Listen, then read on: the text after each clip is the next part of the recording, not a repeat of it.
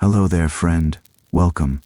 Tonight, we're going to journey together into a world that existed long before your time, long before anyone you've ever known.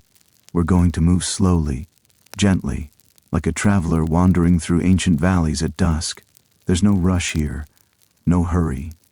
Just time, stories, and the quiet rhythm of your breath as we drift backward through the centuries. If this kind of storytelling helps you rest, helps you find peace as the night settles around you, then settle in. Make yourself comfortable. Let your body sink into whatever supports you right now. Feel the weight of the pillow beneath your head, the blanket wrapped around you, the safety of this moment. Hold on to that feeling, because we're about to travel somewhere very far away. But don't worry, you can always return to this warmth, this safety, whenever you need to. Are you ready? Then let's begin.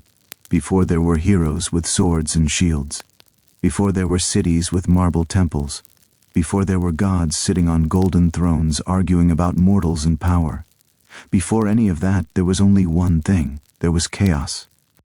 Not the kind of chaos you might think of, not noise or violence or panic. No, this was something quieter, deeper, more profound. Imagine that you're floating in a space where nothing exists. No ground beneath your feet, no sky above your head, no light and no darkness either, because darkness is just the absence of light. There is only emptiness, potential waiting to become something, a void that is somehow also full of everything that could ever be. This is where our story begins, in the silence, in the waiting. Slowly, very slowly, something stirred in that emptiness. Like a sleeper turning over in bed, reaching for a more comfortable position. Like the first breath of wind before a storm. Something moved, something became aware. And from that stirring came the very first things. From the void emerged Gaia, Earth herself, not a planet, not a globe. Spinning through space, but a presence, an ancient awareness. She was broad and eternal, steady as the foundations of the world. Everything that would ever walk upon her surface, every creature, every plant, every grain of sand came from her. She was the mother, she was the ground, she was home. Next came Tartarus. Picture him as a shadowy depth beneath everything, the world's deepest basement, if you will. A place where secrets sleep, where ancient things rest undisturbed. Not evil, not cruel, just deep, old, quiet, unknowable. Then came Eros. But not the cherub you see in later art, with wings and arrows and a mischievous smile. This Eros was something far more fundamental, a force, the raw power of attraction, the energy that draws things together instead of letting them remain apart. Not quite love yet, just the impulse that makes things move toward one another. And as these emerged from the nothing, others followed. Darkness arrived and was called Erebus. Then came night herself, Nyx, who brought rest in dreams and the gentle forgetting that comes with sleep. Her opposite came too, day, bright Hemera, who brought light and awareness and sight.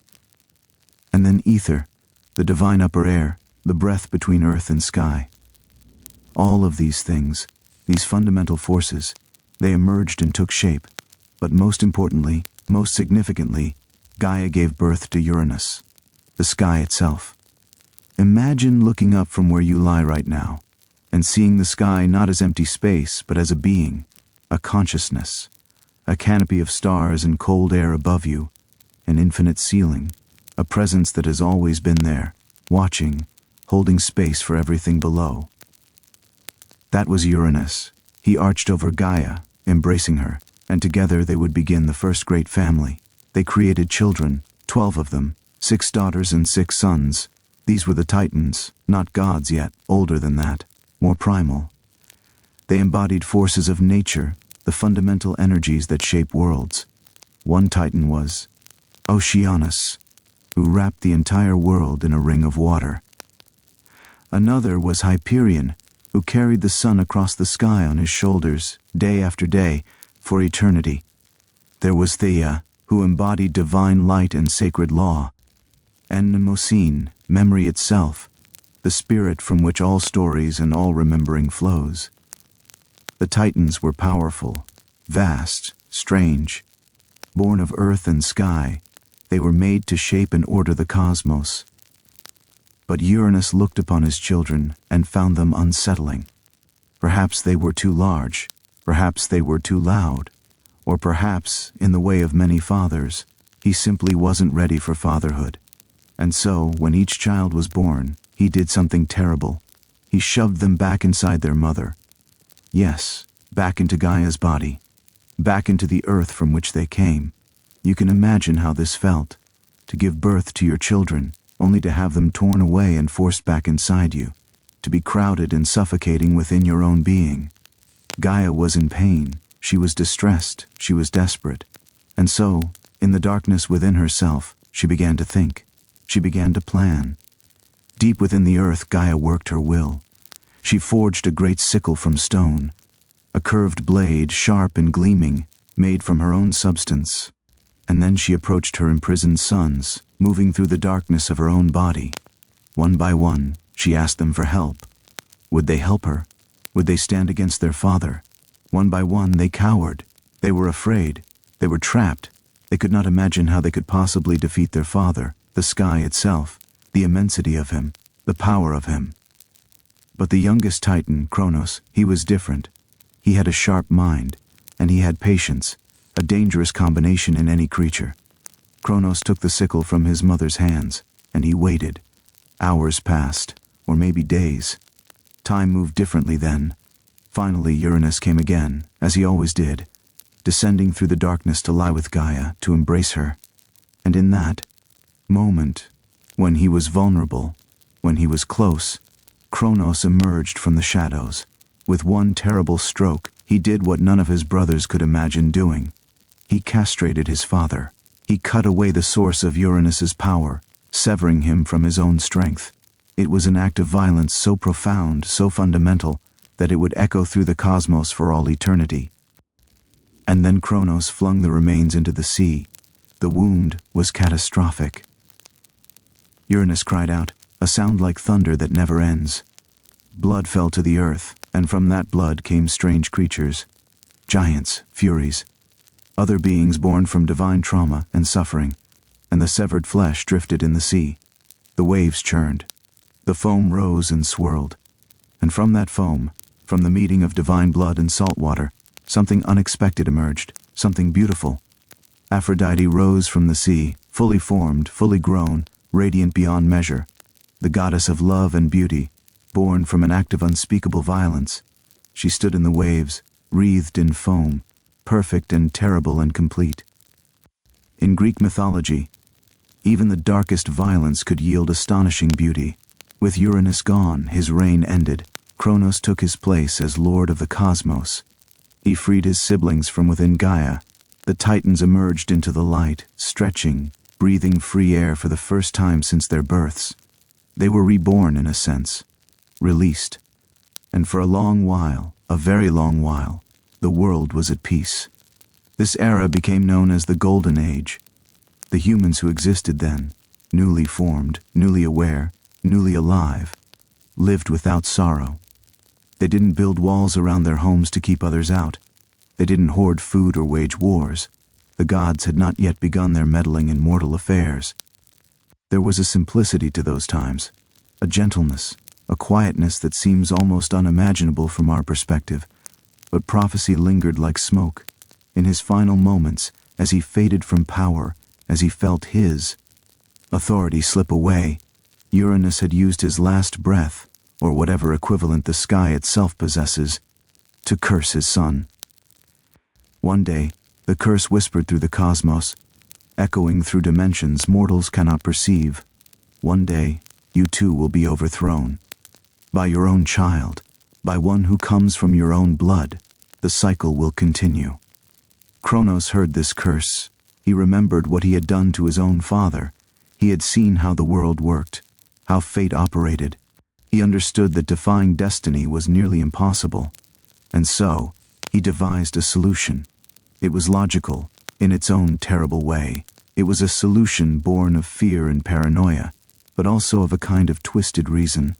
He would eat his children before they had a chance to grow strong enough to threaten him. To this end, he married his sister Rhea. And this was not unusual in divine circles, where the rules and taboos of mortal society held no power. They were gods, after all, and the normal constraints and prohibitions did not apply to them. Every time Rhea gave birth, Kronos would take the child, while it was still warm, still crying, still innocent, and swallow it whole. One by one they disappeared into the darkness of his belly. Hestia went down, then Demeter, then Hera, then Hades, then Poseidon. Each one swallowed, each one imprisoned in a space that was neither womb nor grave, alive but unable to move, conscious but unable to communicate, existing in a terrible darkness. Rhea watched this happen again and again. Her children vanished into her husband's mouth. She was horrified. She was heartbroken. After losing 5 children to this paranoid cruelty, after watching her babies disappear, she reached the absolute limit of her endurance, and she devised a plan. When her 6th child was born, she did not call for Kronos. Instead, she took a large cloth, the kind used for wrapping babies, and wrapped something else entirely. Something that had weight and substance. Something that felt, to a distracted father, like a baby. She wrapped a stone.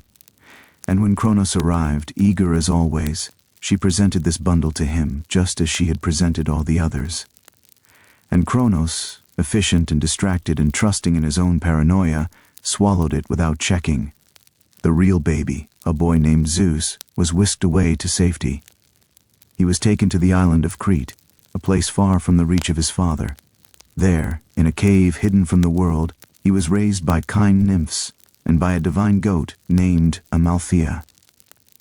The goat's milk sustained him, the nymphs loved him, and he grew. Under the dripping stone ceiling of that cave, Zeus grew tall and strong. He was loved, he was trained, he was prepared.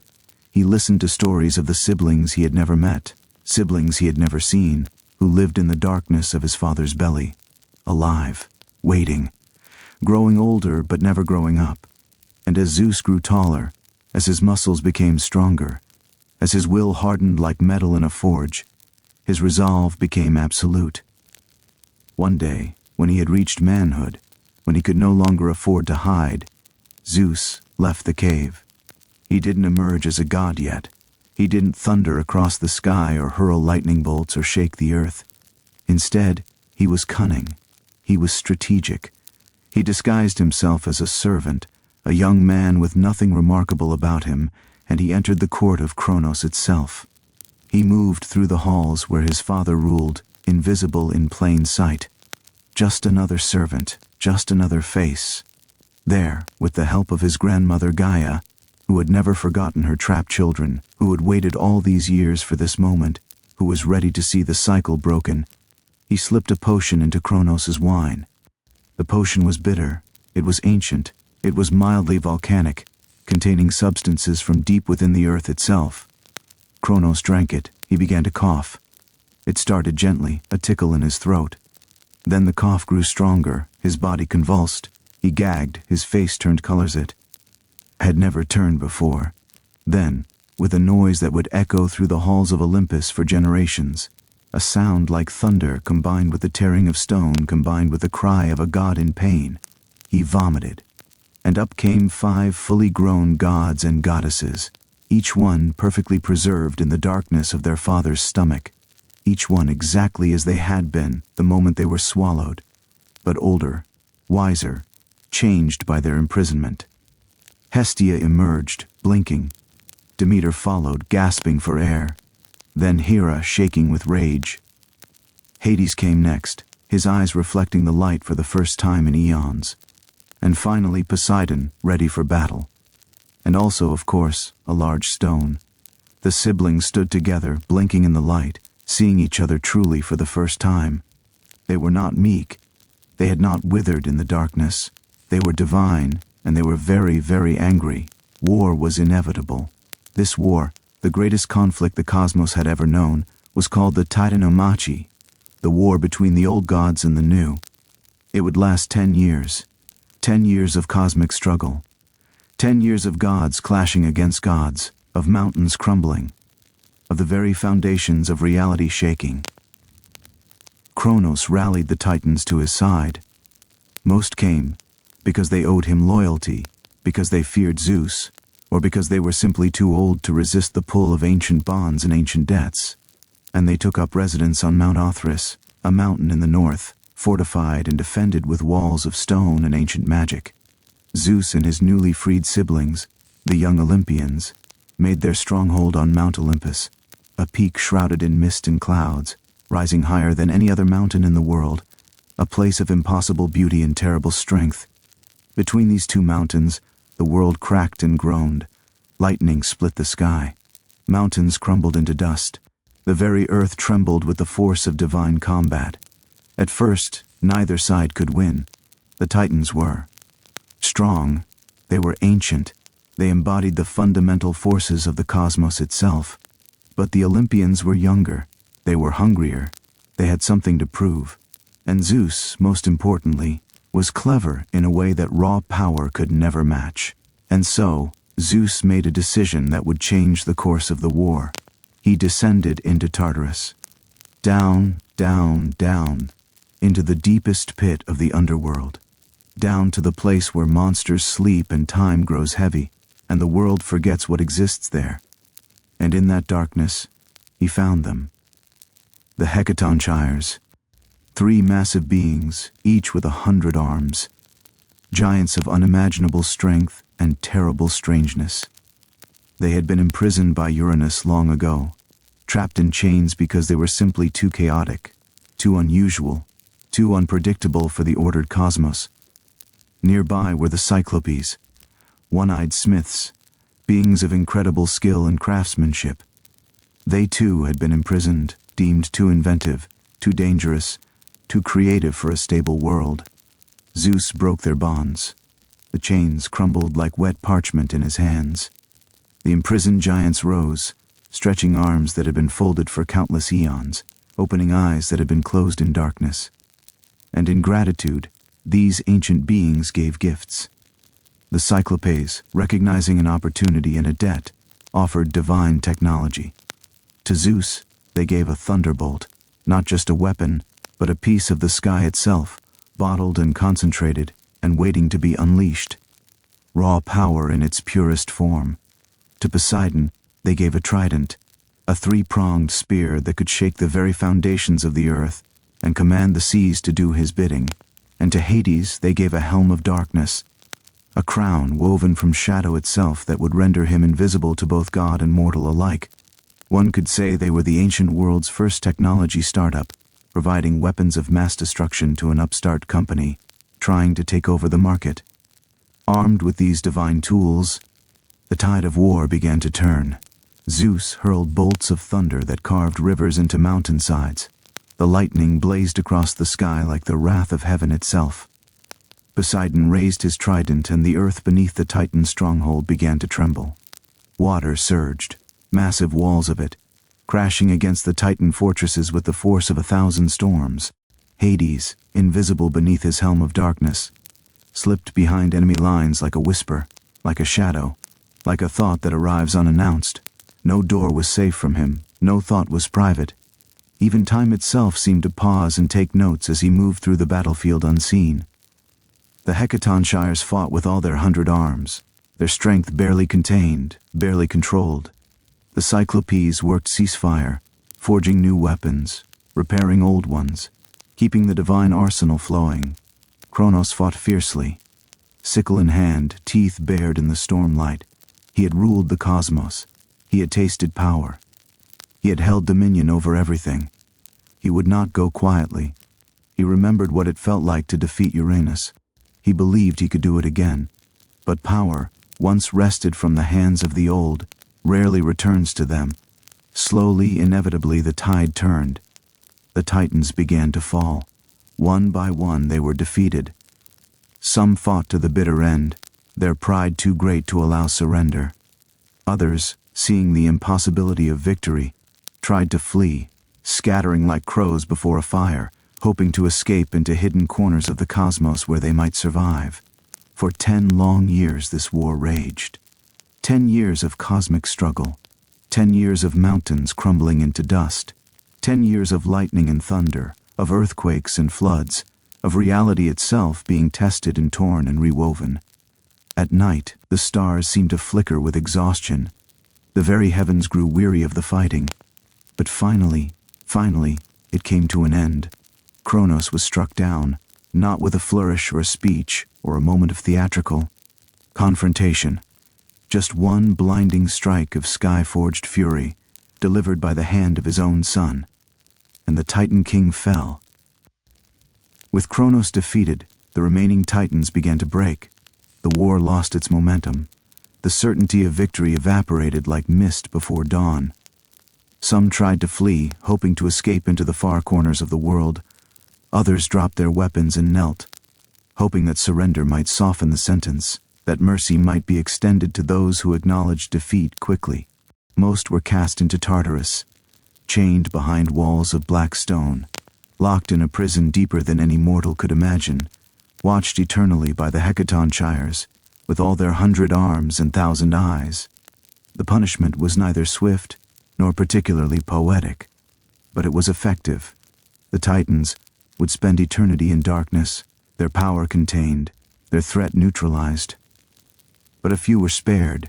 Prometheus, the Titan whose name meant forethought, had whispered guidance to Zeus when no one else dared. In secret, in the darkness, Prometheus had offered counsel and aid. He had helped, quietly, strategically, without taking credit or seeking reward. For this, Zeus allowed him to live, though he did not forget, and neither would time. Themis, goddess of divine law and justice, had remained neutral throughout the conflict. She had not fought for either side. She had simply measured, weighed, observed. She had stood aside and measured justice even as her kin roared for blood around her. For this wisdom, for this restraint, she was allowed to walk free. But Atlas, the general of the Titan forces, the one who had led their armies, the one who had refused to bend or compromise, received a special sentence for his leadership, for his defiance, for his refusal to surrender or seek mercy. He was condemned to stand at the edge of the world and hold up the sky itself, not the earth as many would later mistakenly believe, not the ground beneath your feet, the sky, the infinite. Ceiling above, the vault of stars and space and everything that stretched overhead, with no end, with no other support but his own shoulders, forever. A job without days off, without rest, without the dignity of having an ending. And so, the war ended. The gods stood among the wreckage of the old cosmos, victorious but exhausted, triumphant but changed by what they had witnessed. The realm of the Titans was no more. The age of Titans was over. The age of Olympians had begun. But victory brought with it new questions, new challenges. The three brothers, Zeus, Poseidon, and Hades, gathered together to address the most pressing matter of all. How would the world be divided? They had won the war together, standing united against the old order. But now they had to decide how to rule the aftermath, how to divide the cosmos among themselves, how to ensure that power was distributed in a way that would hold. They cast lots. This was the ancient way, the fair way. Each brother would draw from a vessel, and whatever domain they drew would be theirs. No negotiation, no argument, just fate, pure and simple. Zeus reached in first. His hand emerged holding the sky. The winds, the clouds, the rolling thunder, all of it was his. The vault of stars that burned eternal above the world. The authority to judge, to enforce the laws of the cosmos, to maintain order among gods and mortals alike. In this drawing, he became the king, the most powerful, the one upon whose word all others would depend. It was the greatest domain, the most prestigious, the one that made him ruler of all. Poseidon drew next. He received the sea, the depths, the darkness beneath the waves, the storms that roared across the surface. Everything that swam or drowned within his domain belonged to him. He would rule the waters with a grip as firm as any king, with all the authority and all the burden. He accepted this without protest, though his eyes gleamed with the knowledge of his own power. And then came Hades, quietly, without fanfare or disappointment, without complaint or bitterness. He accepted the underworld. This was a realm of shadows and silence, a place where the souls of the dead would wander forever, moving through mist and memory, following rivers to their final rest. It was not a place of light or joy. It was not a place of power that could be wielded against enemies or displayed to admirers. It was simply necessary. He did not complain, he did not smile. He simply nodded, as if he had always known this would be his burden, as if he had been born for this role. The earth, curiously, was left to be shared. Or perhaps it was left unclaimed, waiting to be taken by whoever cared enough to fight over it. The gods would walk it, mortals would walk it too, but it belonged to neither really. It was simply there, a stage upon which the dramas of divinity and humanity would play out. With dominion divided, the gods made their home on Mount Olympus. Picture it in your mind as you drift toward sleep. A peak that rises above all other mountains, a place where clouds gather and storms dance in endless choreography. A mountain that mortals could see from afar but could never climb, no matter how determined they were or how strong they became. The air there was thick with ambrosia, the food of the gods, and nectar, their drink. Everything shimmered with divine light. Everything gleamed with an otherworldly beauty. Marble columns rose into mist, temples stood gleaming. Gardens bloomed with flowers that existed nowhere else in creation. From Olympus they would rule, but peace did not settle immediately. There were scars, deep scars from the war. Resentment lingered like smoke after a fire, and even in their triumph, the gods were still young in their souls. Divine, yes. Immortal, absolutely. Young in the way that truly mattered. They were prone to jealousy, they were prone to pride, they were prone to sudden decisions that would echo through centuries, affecting mortals and immortals alike. They were also prone to falling in love with mortals, which would cause tremendous problems. But that is a story for later, a tale that will unfold as we continue. For now, in this moment, let us simply understand that Olympus had risen. The gods had found their seats. They had established their domains. They had begun to settle into their roles. And across the earth, far below the peaks of Olympus, far away from the divine halls, something was stirring. Something that would change everything. The three brothers stood on the highest peak of Olympus, looking down at the world they now ruled. Below them, mountains rose and fell like the breathing of some vast creature. Seas spread out like spilled ink. Forests covered the land like green velvet. It was beautiful. It was empty. "Look," said Poseidon, gesturing with his trident toward the valleys below. All of this power, all of this domain, and no one to witness it. Hades said nothing, he rarely did, but Zeus understood what Poseidon meant. The gods had their kingdom, they had their thrones. They had their temples waiting to be built, their altars waiting to be erected, their sacrifices waiting to be offered. But there was no one to do any of that. The earth held mountains and rivers, forests and seas. It held animals that ran on 4 legs and flew on wings. It held birds that sang and fish that swam and beasts that prowled in darkness. But there was no intelligence gazing up at the stars. There were no stories told by firelight. There was no reverence, no worship, no fear or love or devotion directed toward the heavens. The gods had created a world, but they had created it for no one, and somehow that emptiness felt wrong. In the darkness of his prison, chained to a stone peak in the Caucasus Mountains, Prometheus felt the shift in the cosmos. Something had changed. The war was over. The Titans were bound. The Olympians had taken their thrones. And somewhere in the vast machinery of creation, something was waiting. An opportunity, a chance. A moment when no one was watching too closely, when the new gods were still settling into their power, still learning the extent of what they could do. Prometheus understood what needed to happen. He understood what was missing. The world needed mortals. It needed beings who would love and struggle and suffer and create. Beings who would look up at the sky and wonder. Beings who would tell stories and remember, and pass down knowledge from one generation to the next. Beings who would make the cosmos matter. And so, Prometheus waited for his moment. He waited for the day when he could break free, or when someone would break him free, or when the laws of fate would shift just enough to allow him to act. He waited, and he planned, and he dreamed of the world that could be. A world with mortals in it. A world that would remember his name. a world that would tell his story, a world where fire would dance in human hands, and humanity would look up at the gods and say, "We are here, we are awake, we are alive." And the gods, looking down from Olympus, would finally understand that their creation was complete. But that moment was still in the future. For now, in this pause between wars, in this quiet moment before the next great drama would unfold, the cosmos held its breath. Zeus sat on his throne and gazed down at the empty world.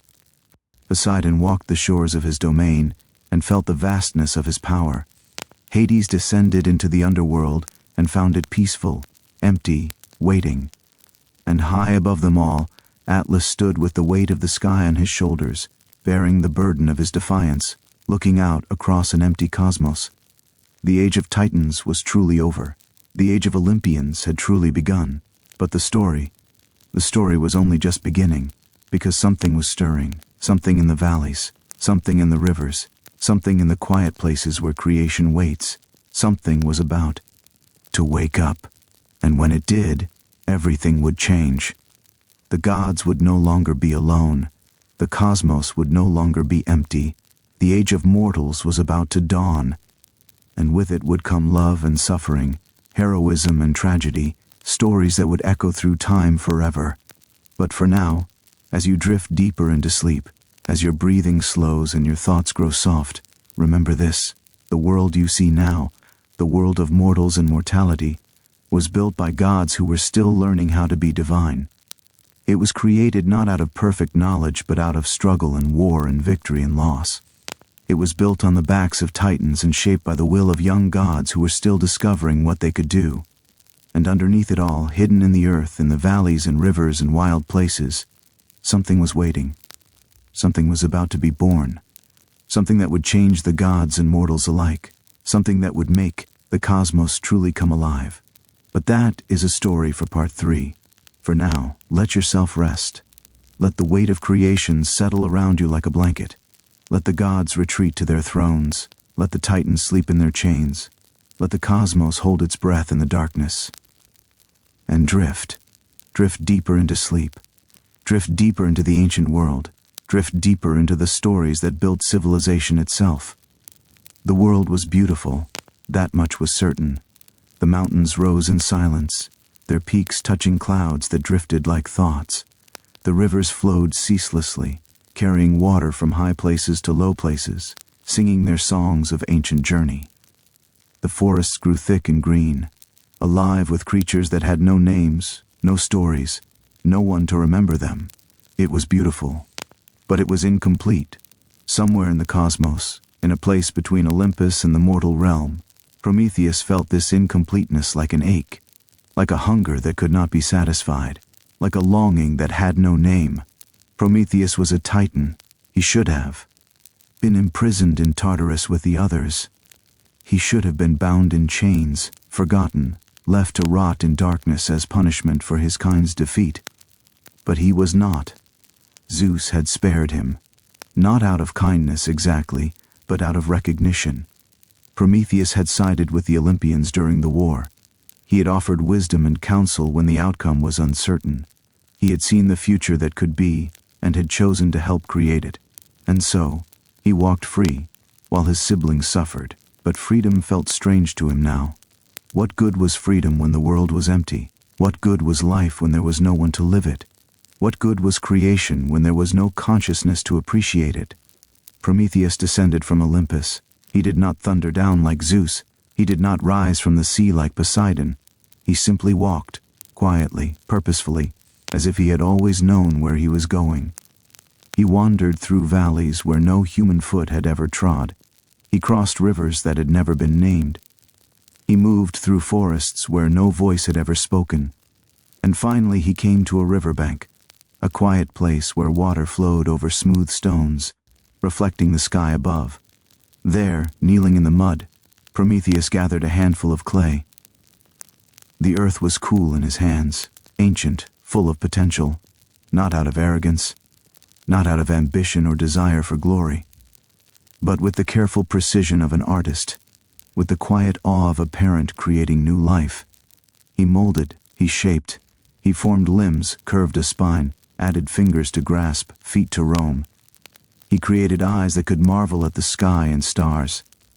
He formed a mouth not just for eating, but for questioning, for singing, for telling stories that would outlive the teller. He worked slowly, carefully, as if each detail mattered, because it did.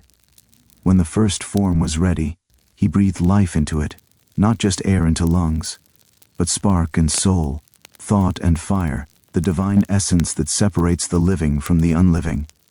The figure gasped, opened its eyes, looked at Prometheus with confusion and wonder and fear and joy, all mixed together in a single expression. It was a human, a man, and he was alive. Prometheus created more. One after another, he shaped figures from clay. Some were men, some were women, some were somewhere in between. He gave them different forms, different features, different possibilities. He breathed the divine spark into each one, and one by one they woke up. They gasped, they opened their eyes. They looked around at the world they had just entered. They were confused, they were clumsy. They stumbled through the forests like newborns taking their first uncertain steps. They fell into rivers. They cried out in fear when darkness fell, and they did not understand what darkness was.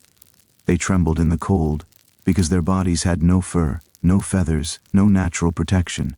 They were fragile, vulnerable, completely unprepared for the world they had been born into. But they learned. Slowly, with each passing day, they learned. They discovered that stones could be shaped into tools. They learned to make crude spears for hunting. They learned to mimic the calls of birds, which helped them hunt and communicate.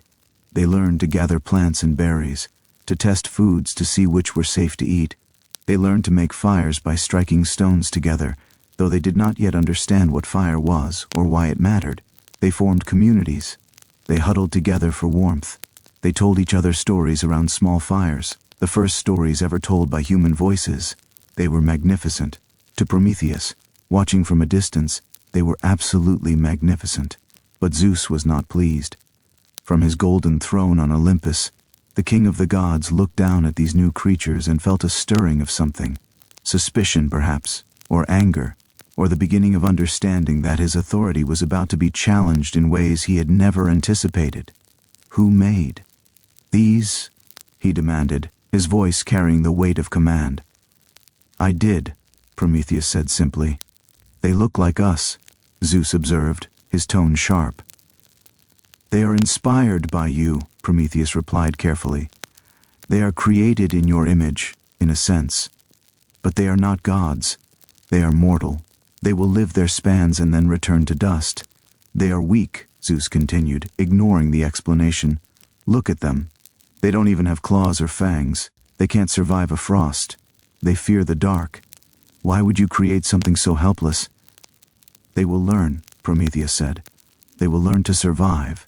They will learn to create. They will learn to love and to grieve and to hope. But Zeus was not convinced. Don't give them too much, he said, and his voice was edged with warning. Let them remain grateful. Let them know that everything they have, everything they are, comes from the generosity of the gods. They should worship us. They should fear us. They should remember that they exist at our sufferance. Prometheus nodded, showing agreement on the surface. But in his heart, he disagreed. He believed the mortals deserved more. He believed they deserved to flourish. He believed they deserved the tools and knowledge to build something great. He continued to watch them, and what he saw troubled him. When night fell, they cowered in caves, trembling in the cold, unable to see or navigate or find safety in the darkness. They ate their food raw, which made them sick. Their lives were short. He could see it even then, could read it in the threads of fate, and their progress was slow.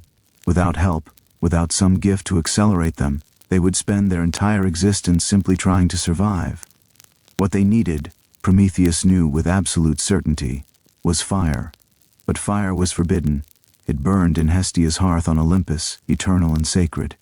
It roared in Hephaestus's forge, where divine weapons were crafted.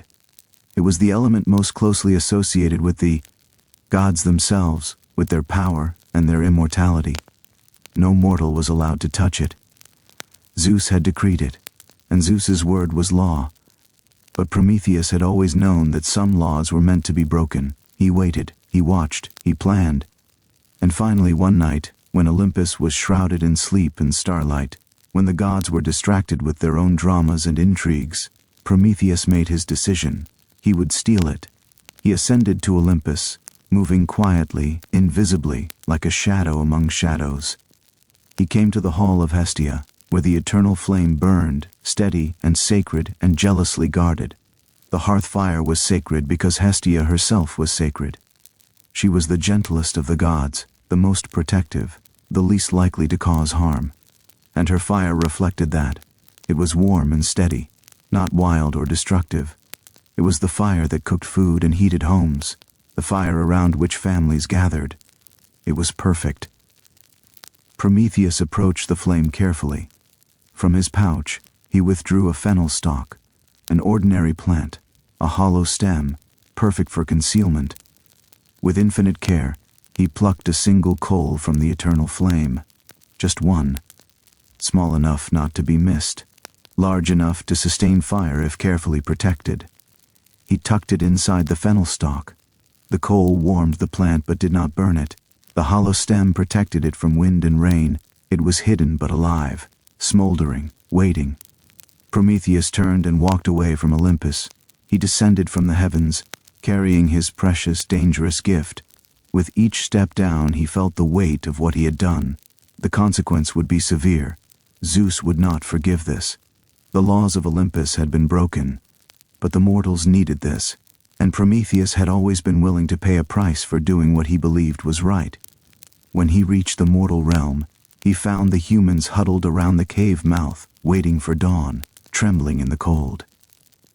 He approached the chief, an old man with gray in his hair, and showed him the coal. The man did not understand at first. Prometheus began to teach. He showed them how to keep the flame alive, how to feed it dry grass and wood, how to tend it like a living thing, how to use it to cook food, to warm themselves, to forge crude tools. And when the humans understood, when they felt the warmth for the first time, when they saw the food transform from raw to cooked, when they realized what this gift meant, something changed in them. They were no longer simply survivors. They were people with the power to transform their world. With fire, the night transformed. The darkness that had terrified them became manageable. Predators stayed away from the light. Warmth became possible. Cooking made food safer and more nourishing. They could work and think and create after the sun set. They began to gather around the flames and tell stories. Real stories. Complex narratives with heroes and struggles and meanings. They began to pass on knowledge from elder to child, from generation to generation.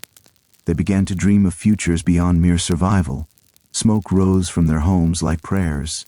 Fire became a symbol of everything that made them different from beasts, everything that hinted at the divine within them. It became sacred to them. They built altars to fire. They made offerings to it. They understood, in their mortal way, that they had been given something precious.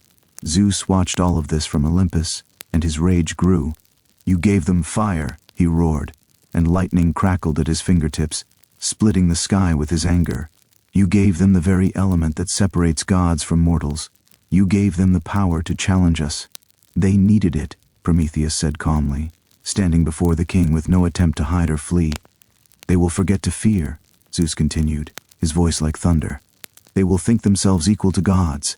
They will flourish in ways you cannot imagine, and it will all be because of your defiance, because you could not accept the natural order, because you believed you knew better than the king of gods." "Yes," Prometheus agreed. "I believe they deserve that chance. I believe they deserve to flourish. I believe that a cosmos full of living, conscious beings is better than one that is empty." Zeus was silent for a long moment. Then he spoke, and his words were heavy with finality. "You will be punished, not with death because you are immortal and death would be too merciful, not with exile because you would simply go to the mortals and help them further. No, you will be punished in a way that will echo through eternity." And so Zeus ordered Prometheus to be seized. The god was dragged to the highest, most desolate peak of the Caucasus Mountains. There, in a place so isolated that no one ever went, so remote that even the wind seemed reluctant to visit. Prometheus was chained. The chains were forged by Hephaestus himself, unbreakable, made from divine metal that could hold even a titan. They wrapped around his wrists and ankles, binding him to the peak of the mountain, and then Zeus left him there, alone. But even that was not enough. Each day, as the sun rose, an eagle descended from the sky. Not an ordinary eagle, a monstrous divine bird with talons like swords and a wingspan that blocked out the sun. The eagle would swoop down and attack Prometheus, tearing at his side, devouring his liver. The pain was indescribable. Each night, as the sun set, Prometheus's wound would heal. His body would regenerate, the liver would grow back. By morning, he would be whole again. And then the eagle would return. The cycle continued. Day after day, night after night, year after year, the cycle was endless. The pain was eternal. And yet Prometheus endured. He did not beg, he did not repent, he did not curse his decision or regret his choice. Because in the far distance, even from his prison on the Caucasus peak, he could see the smoke of fires rising from human villages. He could see the lights of civilization spreading across the mortal world. He could see humanity learning and growing and building, and he understood that his suffering was a fair price. Every day, as the eagle tore at his side, Prometheus would close his eyes and remember.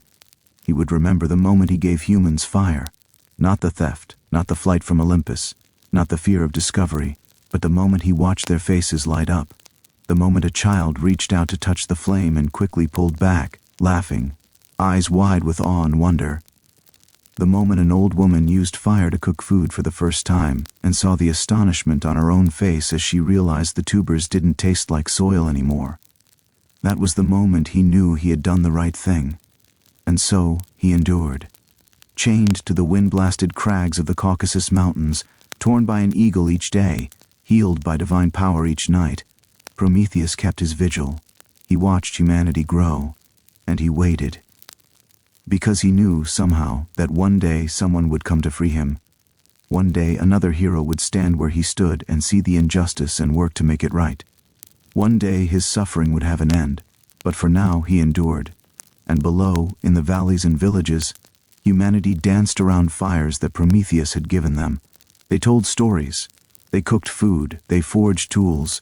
They built civilization. And they never forgot that fire had come from the gods, through one god who believed they deserved it. They never forgot Prometheus, and as long as they remembered, his sacrifice meant something. His chains held him, but his spirit soared. And far below, as the night deepened and the fires of human villages glowed like stars on the earth, sleep came gently, rest came peacefully, and the story of Prometheus became a legend whispered around those fires, remembered and retold, growing stronger with each telling. Because some acts of defiance, some acts of love, some acts of sacrifice are too important to ever be forgotten. They echo through time. They inspire generations. They remind us that change, real change, costs something, but that the cost is worth it. If the gift is great enough, if the love is deep enough, if the belief is strong enough. Prometheus knew this, and he endured, and humanity flourished, and the cosmos was never quite the same again. But Zeus was not finished with his punishment of humanity. Prometheus had given them fire. That gift had been powerful enough, consequential enough, that the king of gods felt compelled to respond, to balance it, in a way, to remind mortals that every gift from the gods came with a price. Every blessing carried a shadow. And so, Zeus conceived of a response. It was not crude, it was not direct, it was something far more subtle and far more dangerous. He called upon Hephaestus, the god of forges and craftsmanship. "I need you to create something," Zeus said, and his voice carried the weight of command. "What would you have me forge?" Hephaestus asked, already moving toward his workshop, already imagining possibilities. "Not a weapon," Zeus said, "a woman." Hephaestus paused. Creating a weapon was straightforward. Creating a woman was something else entirely. It meant understanding beauty, grace, movement, intelligence. It meant creating something that looked mortal but was infused with divine intention. "I will need help," Hephaestus said. And so the gods gathered. Each deity contributed something to the creation. From Aphrodite came beauty, not the kind that is harsh or cold, but a warmth, a radiance, a presence that drew the eye and captivated the heart. She was shaped to be lovely beyond measure. From Hermes came persuasion and cunning, a gift for words, the ability to convince, to charm, to make others believe things they might not otherwise believe. Her voice would be musical. Her arguments would be compelling. From Athena came skill at crafts, wisdom in practical matters, the ability to weave and create and make things beautiful with her hands. She would be capable, intelligent, resourceful. From Hera came pride and the authority of a queen, a sense of dignity and self-worth that would make her presence known in any room. But from Zeus, the king himself, came something else. Curiosity. Deep, burning, insatiable curiosity. The kind of curiosity that makes you want to know secrets. The kind that makes you reach for things you shouldn't.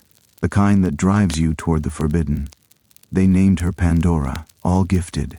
She was perfect. In every way she was perfect. But perfection, as it turns out, is often dangerous. Zeus placed a sealed jar in her hands. "Listen carefully," he said, and his voice was gentle, almost kind, which made the warning all the more ominous. "This jar is sacred. You must not open it. No matter what you hear inside, no matter what you feel, no matter how curious you become, you must not open this jar. Do you understand?" "I understand," Pandora said, though her eyes were already fixed on the jar with a hunger she did not quite comprehend. "Promise me," Zeus pressed. "I promise," she said. And Zeus sent her down to earth. He sent her specifically to Epimetheus, the brother of Prometheus. Epimetheus means afterthought, and he was the opposite of his brother in almost every way. Where Prometheus looked ahead and planned, Epimetheus acted without thinking. Where Prometheus saw consequences, Epimetheus saw only the moment. And so when Pandora arrived, beautiful and perfect and radiating an energy he had never encountered before, Epimetheus welcomed her without hesitation. She was clever. She asked questions about the world, about the mortals, about how things worked. She was kind. She helped gather food and tend fires. She was skilled. She could weave cloth more beautiful than anything anyone had seen before. She was, in every way, exactly what Epimetheus had never known he wanted. They became companions, then lovers, then partners in building a life together. But the jar haunted her. It sat quietly in their home, placed on a shelf, sealed tight, and yet it pulsed with something, a presence, an energy. She could feel it even when she wasn't looking at it directly. What lay inside? She asked Epimetheus, but he didn't know. He didn't seem curious about it the way she was. Why was it forbidden? That question repeated in her mind, over and over. Why? Why? Why? What would happen if she opened it? That thought circled her consciousness like a predator stalking prey. Days passed. Weeks, months. The jar was always there, always present, always pulsing with that strange energy that seemed to call to her. She tried to ignore it. She tried to focus on other things. She wove. She cooked. She walked through the forests and played with the mortals who now populated the world. She talked with Epimetheus about building things and creating things and making life beautiful. But the jar was always there, and the curiosity that Zeus had woven into her very being was like an itch that could not be scratched, like a hunger that could not be satisfied, like a question that demanded to be answered. One day, when Epimetheus was away, when the house was quiet and the afternoon sun was slanting through the windows, Pandora found herself standing in front of the jar. She did not remember deciding to go there. She did not remember choosing to stand before it. But suddenly, she was there. Her hands were on the seal. Her eyes were fixed on the lid. She could open it. A voice whispered inside her. Just a crack. Just to see what was inside. Just to answer the question that had been burning inside her for so long. Just once. What harm could it do? Her fingers found the edge of the seal. She pulled. The seal broke. And in that moment, in that single instant, everything changed. From within the jar exploded a torrent of miseries. Disease poured out, invisible and hungry, seeking lungs to sicken. Envy emerged, green and poisonous, looking for souls to corrupt. Sorrow rose like smoke, seeking hearts to break. Madness escaped, cackling, eager to twist minds and steal reason. Greed emerged, grasping, wanting everything it touched. War burst forth, carrying weapons and armor and the screams of the dying. Cruelty, hatred, betrayal, suffering, pain, grief.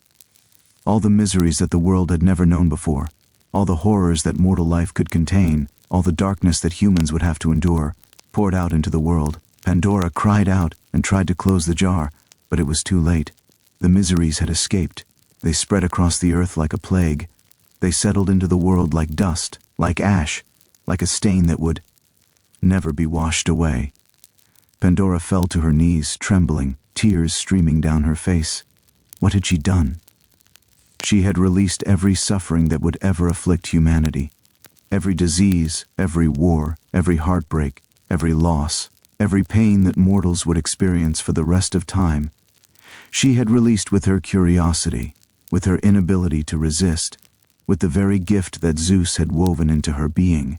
She was devastated. She wanted to gather the miseries back into the jar.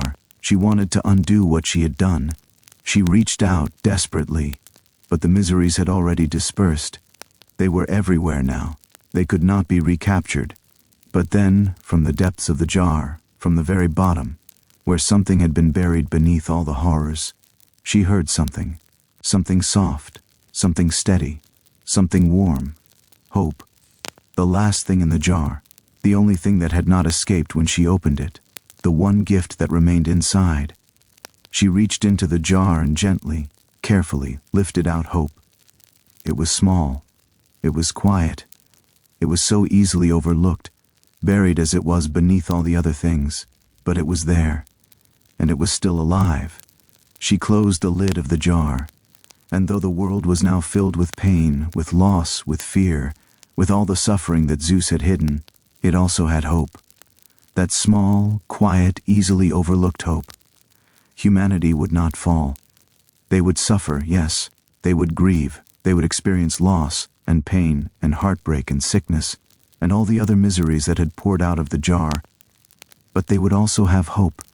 They would have something to hold on to, a reason to keep fighting, a reason to keep trying, a reason to believe that tomorrow might be better than today. And in the end, hope would prove to be more powerful than all the horrors combined. When Epimetheus returned home, he found Pandora sitting by the jar, her face stricken, her eyes red from crying. What happened? He asked, though he could. Feel it. The change in the air, the shift in the world. Something fundamental had altered. I opened it, she whispered. I couldn't help myself. I opened the jar. Epimetheus looked at her with something that might have been anger. But when he saw her face, saw her suffering, saw the weight of what she was carrying, he sat down beside her instead. It's not your fault, he said, though it was, and they both knew it. It is, she said. Zeus gave me curiosity knowing that I would open it. He made me this way deliberately, knowing what I would do, knowing what would happen. Perhaps, Epimetheus said quietly, or perhaps he hoped that you wouldn't. Perhaps he hoped that you would be strong enough to resist. I wasn't, Pandora said. No, Epimetheus agreed. You weren't. But look. He pointed to where she held hope, that small, warm thing that glowed in the darkness of the jar. He left that, Pandora said. He left hope. Yes, Epimetheus said. He left hope. And for a moment, sitting together in that quiet room, with the weight of the world's suffering settling around them like dust, they understood something fundamental about the cosmos. Hope was not meant to prevent suffering. Hope was meant to sustain you through it. Across the world, mortals felt the change immediately. The darkness that had been absent arrived all at once. Children fell ill with fevers they had never experienced. Crops failed without explanation. Animals turned against each other. Humans began to quarrel and fight over resources that had always been abundant. For the first time, mortals experienced real suffering, but they also experienced something else. They experienced hope. They told each other that the sickness would pass. They believed that the crops would grow again. They hoped that the conflicts could be resolved. They clung to the belief that tomorrow would be better than today, and because they had hope, they survived. Because they believed things could improve, they worked to make them so. Because they had not given up, they endured, and the world, for all its new suffering, remained worth living in. Prometheus, chained to his mountain, watched all of this unfold. He watched as suffering poured into the world. He watched as mortals encountered pain for the first time. He watched as they wept and grieved and struggled. And then he watched as they stood up. He watched as they gathered the pieces of their lives and began to rebuild. He watched as they cared for each other through illness. He watched as they planted seeds with the hope that crops would grow. He watched as they created music and art and stories, not to escape their suffering, but to give it meaning. And he understood that his gift of fire had been incomplete. Fire alone could not sustain humanity. They needed something more. They needed hope. And hope, it turned out, had been hidden in the jar all along, not added by any god, but simply there. The one thing that Zeus could not touch, the one thing that could not be corrupted or twisted.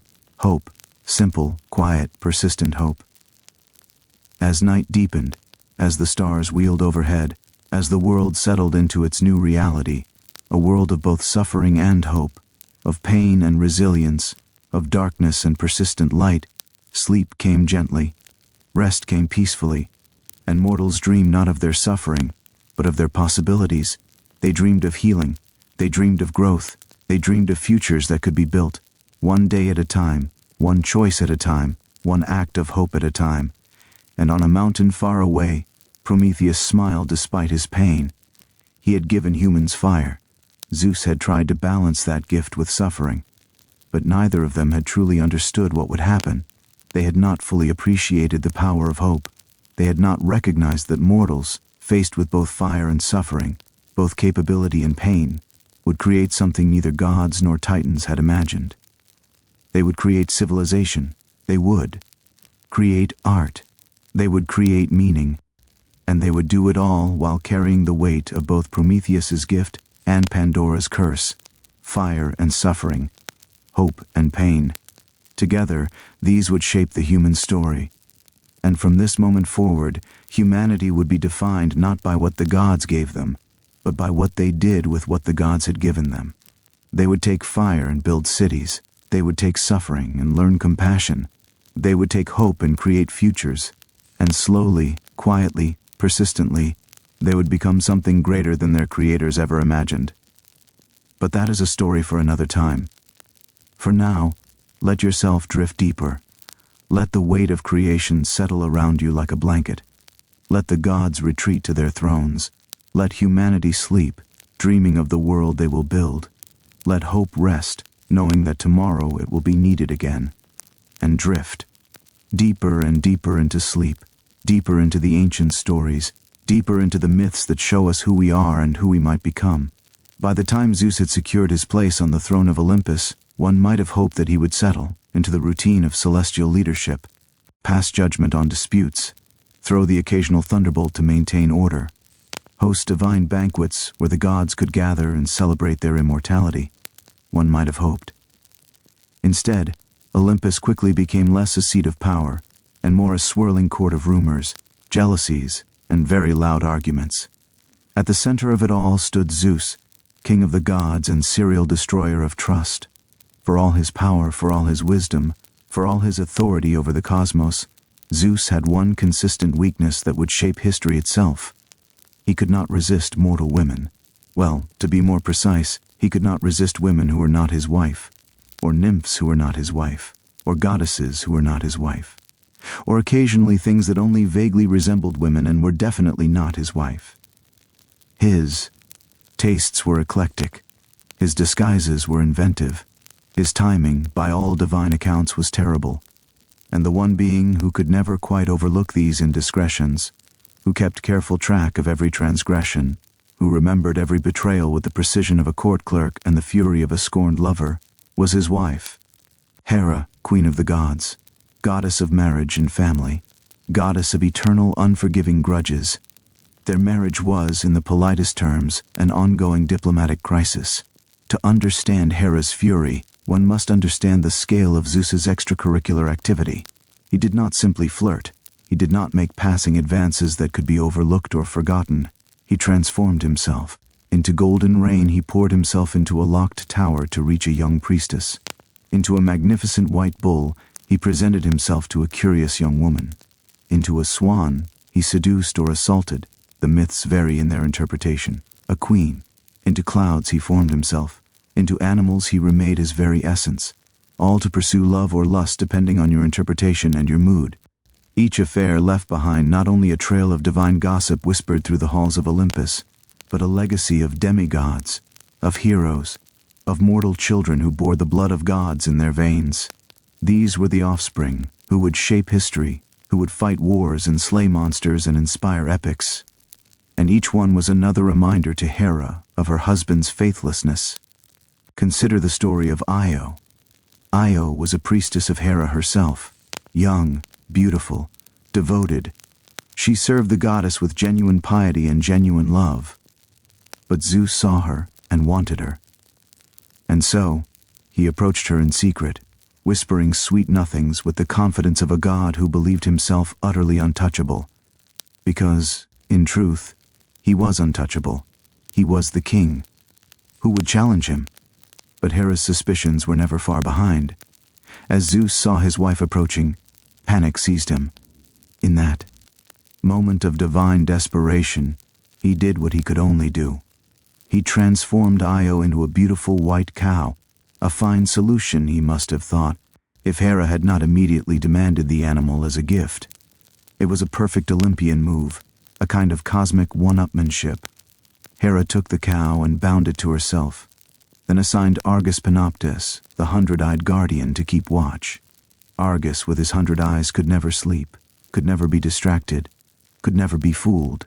To free Io, Zeus enlisted the help of Hermes, the messenger god, the one who could move between worlds and manipulate reality through cleverness and wit. Hermes came to Argus and lulled the 100-eyed guardian to sleep with music, then killed him and released the poor girl. But Hera's vengeance was swift. She sent a gadfly to torment Io endlessly, stinging her into a frantic journey across the known world.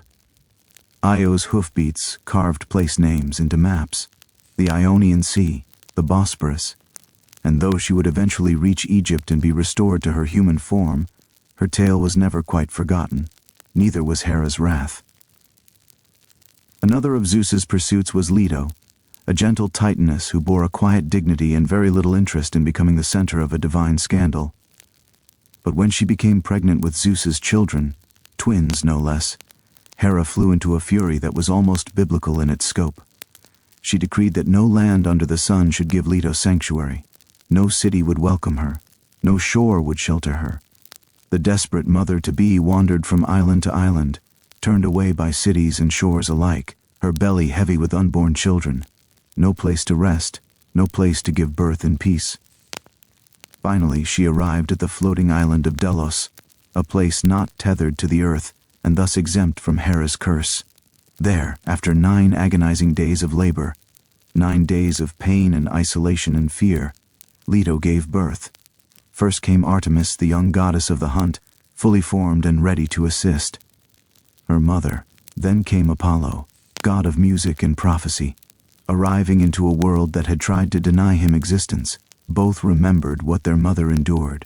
Both would carry that memory through eternity. Both would make their mother proud. And then there was Semele. Semele was a mortal woman from Thebes, beautiful and spirited, who, unlike Io or Leto, did not flee Zeus's advances. She loved him, and for once, Zeus loved her back. It was a genuine connection, a real affection, a moment when the king of gods experienced something other than lust or conquest. But this story, too, did not end well.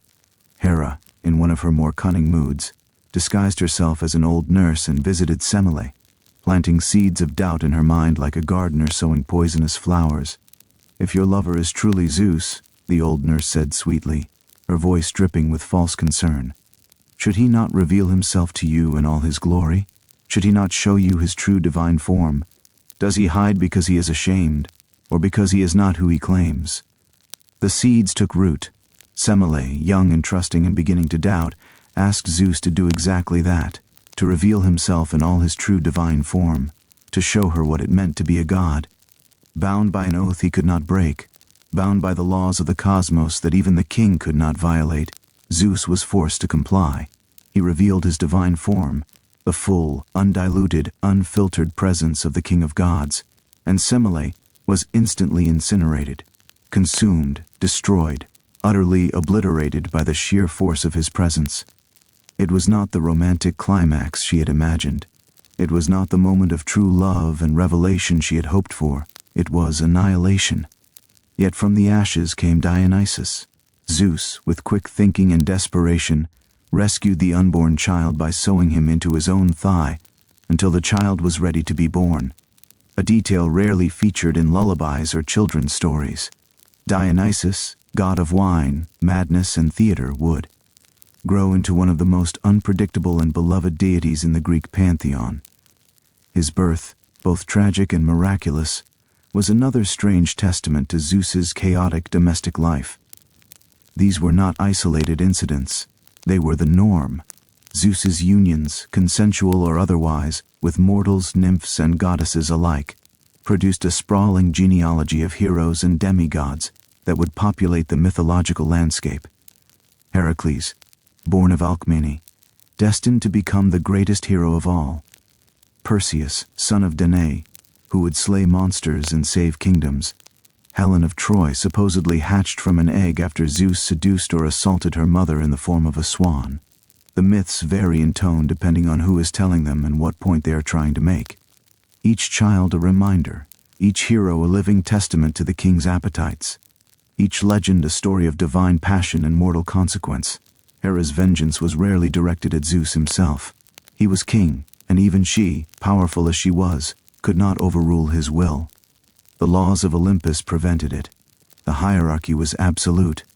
But she could not be silenced. She would not be forgotten. And so her fury fell elsewhere. It fell upon the women Zeus seduced. It fell upon the children they bore. Sometimes this meant banishment. Sometimes it meant torment.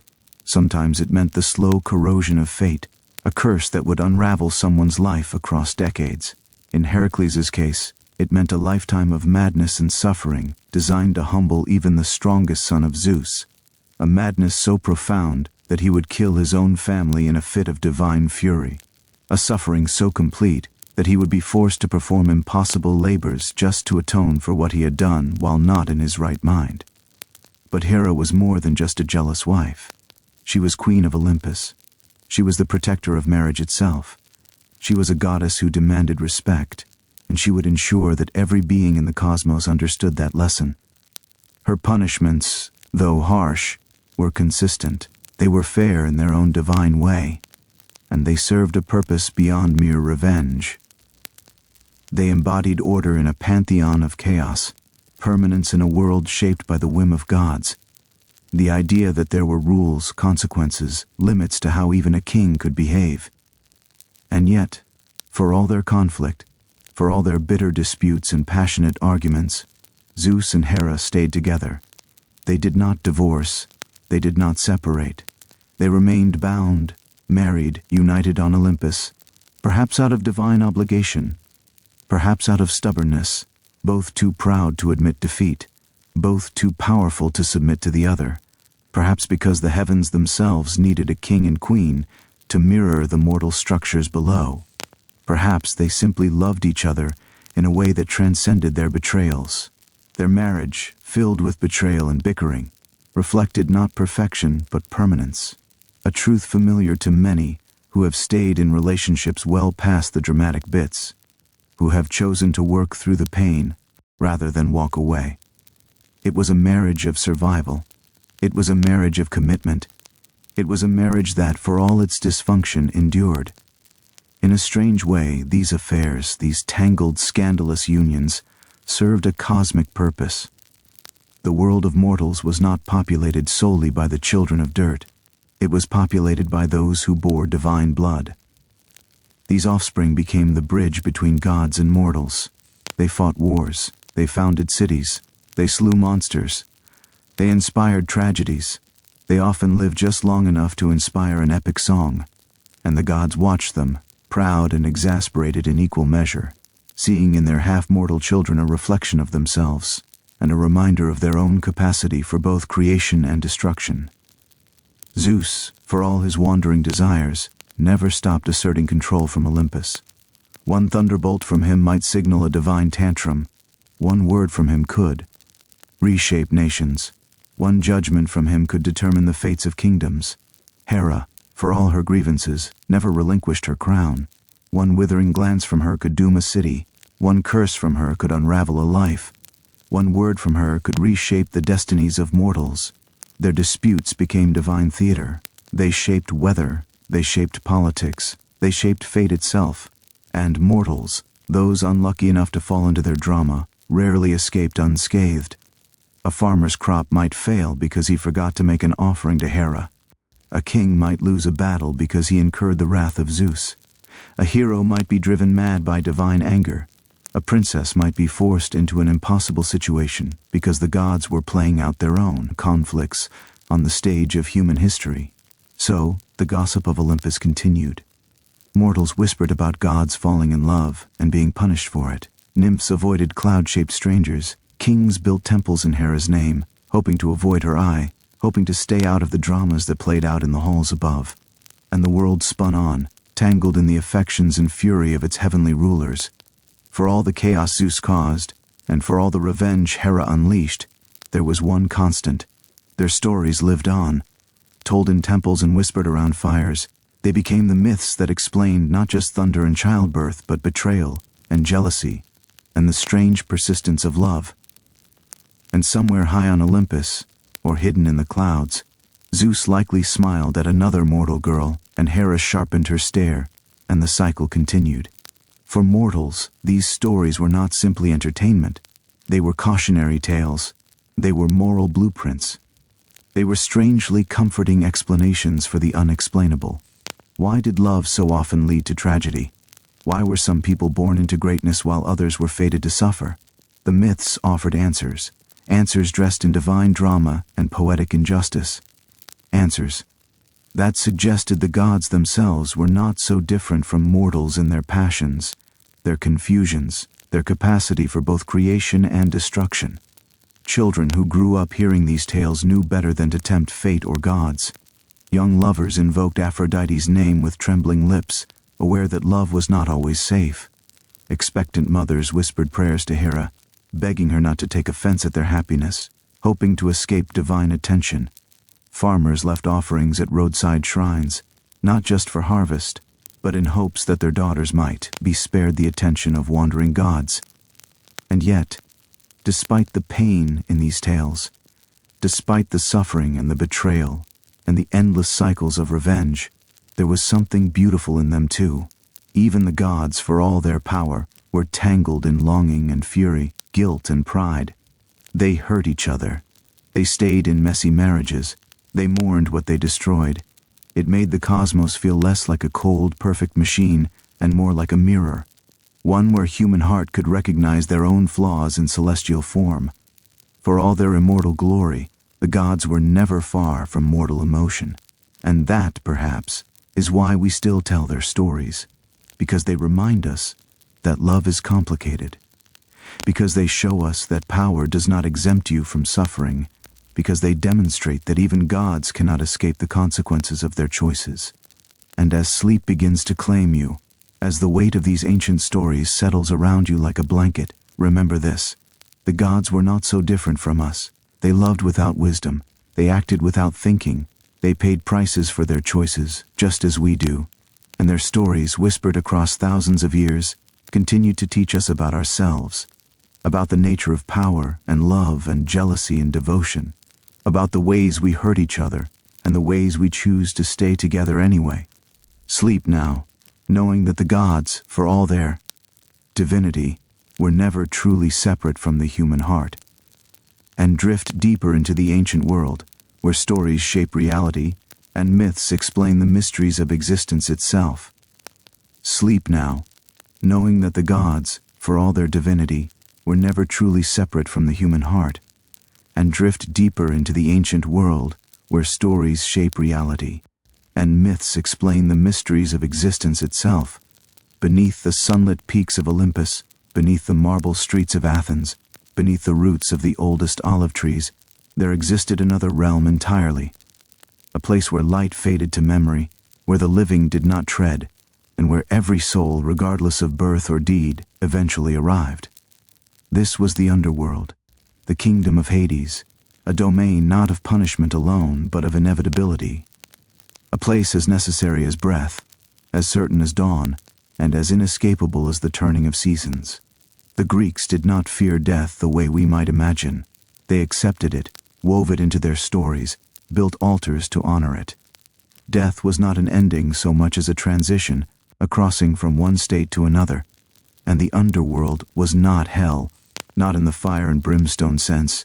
It was simply the place where shades, the pale remnants of the living, wandered in eternal twilight, remembering what it meant to have been alive.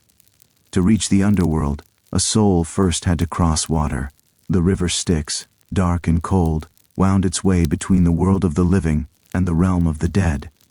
It was said that the gods themselves swore their most binding oaths upon the Styx, for to break such a vow brought punishment even Zeus could not overturn. This river was more than geography. It was boundary, border, and barrier all at once. At the edge of the Styx stood Charon, the ferryman.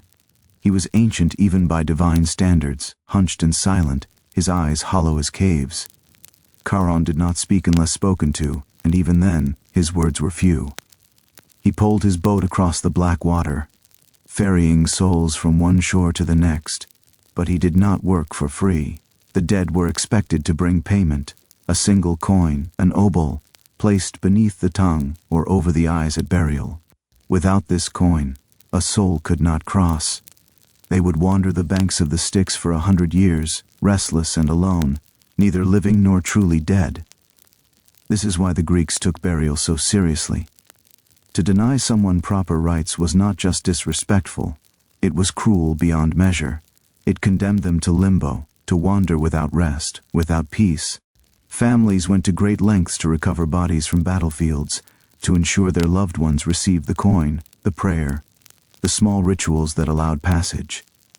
Once across the river, the soul encountered Cerberus, the three-headed hound who guarded the gates of the underworld. He was massive, his fur matted and dark, his eyes glowing faintly in the gloom. Cerberus did not prevent souls from entering. His job was to ensure they did not leave. He was loyal to Hades, fierce and unrelenting, and though some heroes would one day attempt to bypass him, most souls simply walked past, resigned to their fate. Beyond Cerberus lay the entrance to Hades' kingdom proper, a vast expanse of gray fields and shadowed valleys. The underworld was not a single place, but many. It had regions, layers, each designated for different kinds of souls, and while it was often gloomy, it was not inherently cruel. It simply was. The largest region was the Asphodel Meadows, a place of neither reward nor punishment. Here, the majority of souls wandered, neither happy nor suffering, simply existing. They drifted through pale fields of ghostly flowers, their memories fading over time, their identities softening into whispers. These were ordinary people, those who had lived ordinary lives, neither heroic nor wicked. They had loved, worked, laughed, and died, and now they rested in a kind of gray peace, neither blessed nor cursed. It was said that the shades in Asphodel could barely remember their lives. They knew they had once been warm, once felt hunger and joy, but those sensations were distant now, like dreams half forgotten upon waking. They recognized other shades, perhaps, but without the urgency of the living. Time moved differently here, or perhaps it did not move at all. For those who had lived wickedly, truly wickedly, there was Tartarus. This was the deepest pit of the underworld, a place of punishment and despair. It was here that the Titans had been imprisoned after their defeat, chained in darkness, guarded by the 100-handed giants. But Tartarus was not reserved for gods alone. Mortals who had committed heinous crimes, who had betrayed the gods or murdered kin, were sent here to suffer. The punishments in Tartarus were tailored, poetic in their cruelty. Tantalus, a king who had served his own son as a meal to test the gods, stood in a pool of water beneath a fruit tree. Whenever he bent to drink, the water receded. Whenever he reached for fruit, the branches pulled away.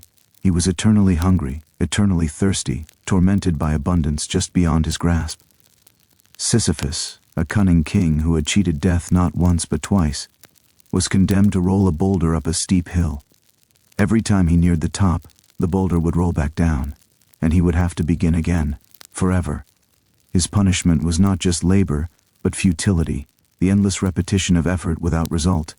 And then there was Ixion, bound to a flaming wheel that spun without cease through the void of Tartarus. He had tried to seduce Hera, and for that arrogance, he would spin forever, burning and screaming, a warning to those who dared offend the gods. Tartarus was not visited often, even by the gods. It was a place of finality, of justice rendered absolute. The tormented could not appeal, could not repent, they simply endured. But not all of the underworld was bleak. There existed in the furthest reaches a place of beauty and peace, reserved for the truly exceptional. This was Elysium, the Elysian Fields, a paradise where heroes and the blessed few spent eternities in joy. Here, the sun seemed to shine, though there was no sun. The grass was green, the air warm, and the souls who walked there retained their vitality, their laughter, their sense of self. Only the greatest warriors, the most virtuous rulers, and those loved by the gods were permitted entry. Achilles, after his death, was said to have walked the fields of Elysium. So too did Cadmus and Harmonia, and others chosen by divine favor. It was a place of banquets and song, of endless games and storytelling, where the dead could finally rest without fear or sorrow. Some myths spoke of a further region, the Isles of the Blessed, reserved for those who had been reincarnated 3 times, and each time earned their place in Elysium. These souls, purified by repetition, were granted a final rest in a place beyond even paradise, a quiet, golden eternity. Presiding over all of this was Hades himself. He was not a villain, despite later depictions. He did not torture souls for pleasure, nor did he delight in suffering. He was simply the administrator of the dead, solemn and fair, carrying out the role assigned to him when the cosmos was divided. He ruled with his queen, Persephone, whose presence brought a strange duality to the underworld, a hint of life in the land of death. The story of Persephone is one of the most enduring. She was the daughter of Demeter, goddess of the harvest, and she spent her days among flowers and fields, beloved and protected. But Hades, lonely in his shadowed kingdom, desired a queen. One day, as Persephone gathered flowers in a meadow, the earth split open. Hades emerged in his chariot, dark and silent, and took her down into the underworld before anyone could intervene. Demeter, heartbroken and furious, searched the world for her daughter. She neglected her duties, and the earth grew cold and barren. Crops failed, trees withered, humans starved. The gods, realizing the severity of the situation, intervened. Zeus commanded Hades to return Persephone. Hades agreed, but there was a complication. Persephone, during her time in the underworld, had eaten 6 pomegranate seeds. In eating the food of the dead, she had bound herself to that realm. A compromise was reached.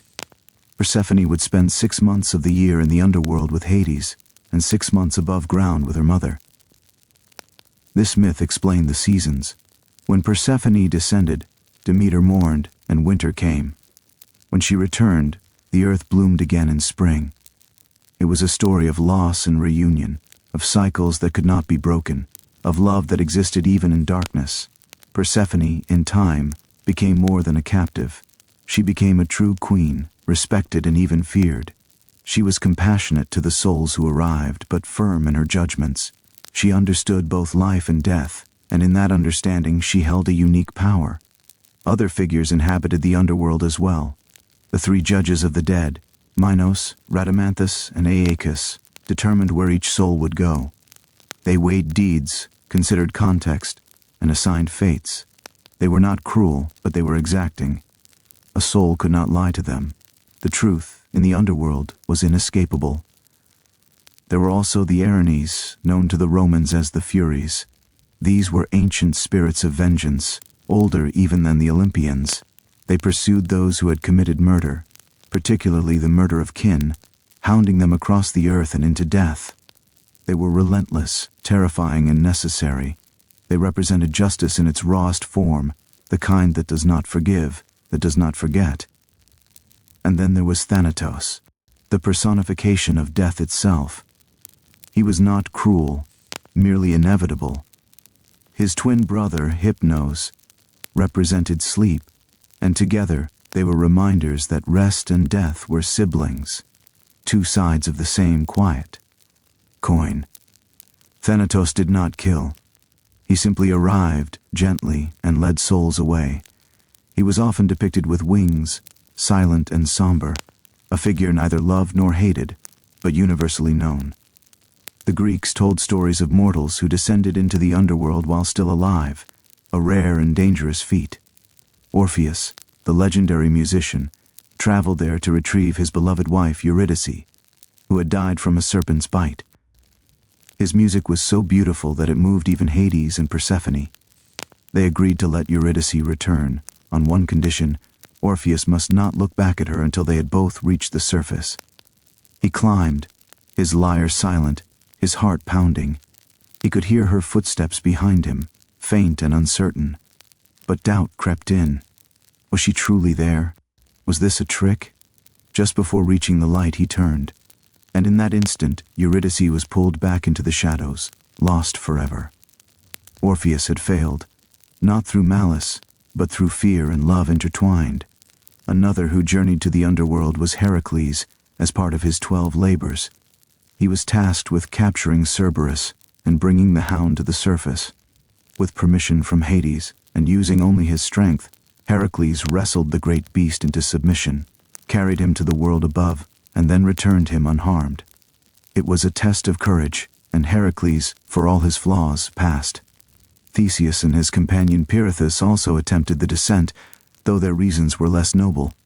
Pirithous sought to kidnap Persephone and make her his wife, a plan both foolish and doomed. When they arrived, Hades invited them to sit and rest. They accepted, and immediately found themselves trapped, bound to chairs they could not rise from.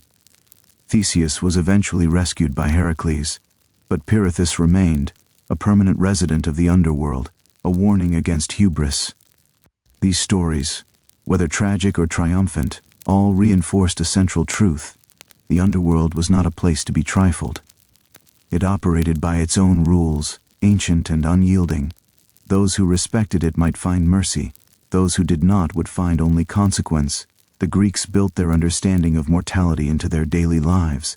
They honored the dead with offerings, poured libations of wine and honey onto graves, and spoke the names of the departed aloud, so they would not be forgotten. Tombstones bore inscriptions, some simple, some poetic, but all served the same purpose: to assert that a person had lived, had mattered, had been loved.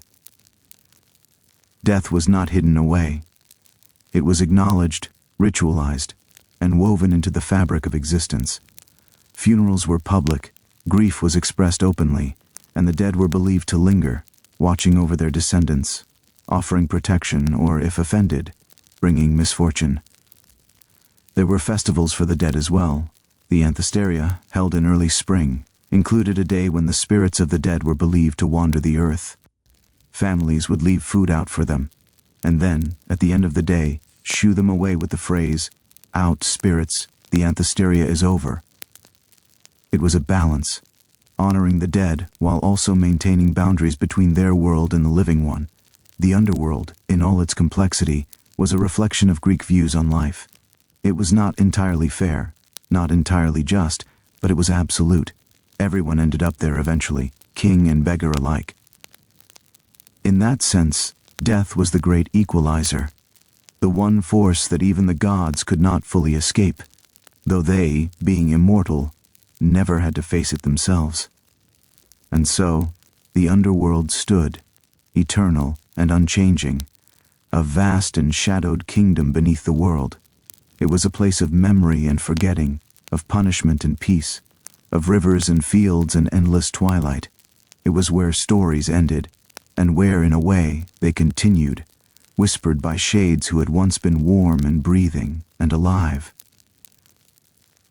As you drift further into sleep, imagine those fields of asphodel, pale and quiet. Imagine the river Styx, dark as ink, and the ferrymen waiting patiently at its edge. Imagine the souls who have walked there, countless and nameless, each one carrying a story that has long since faded into silence.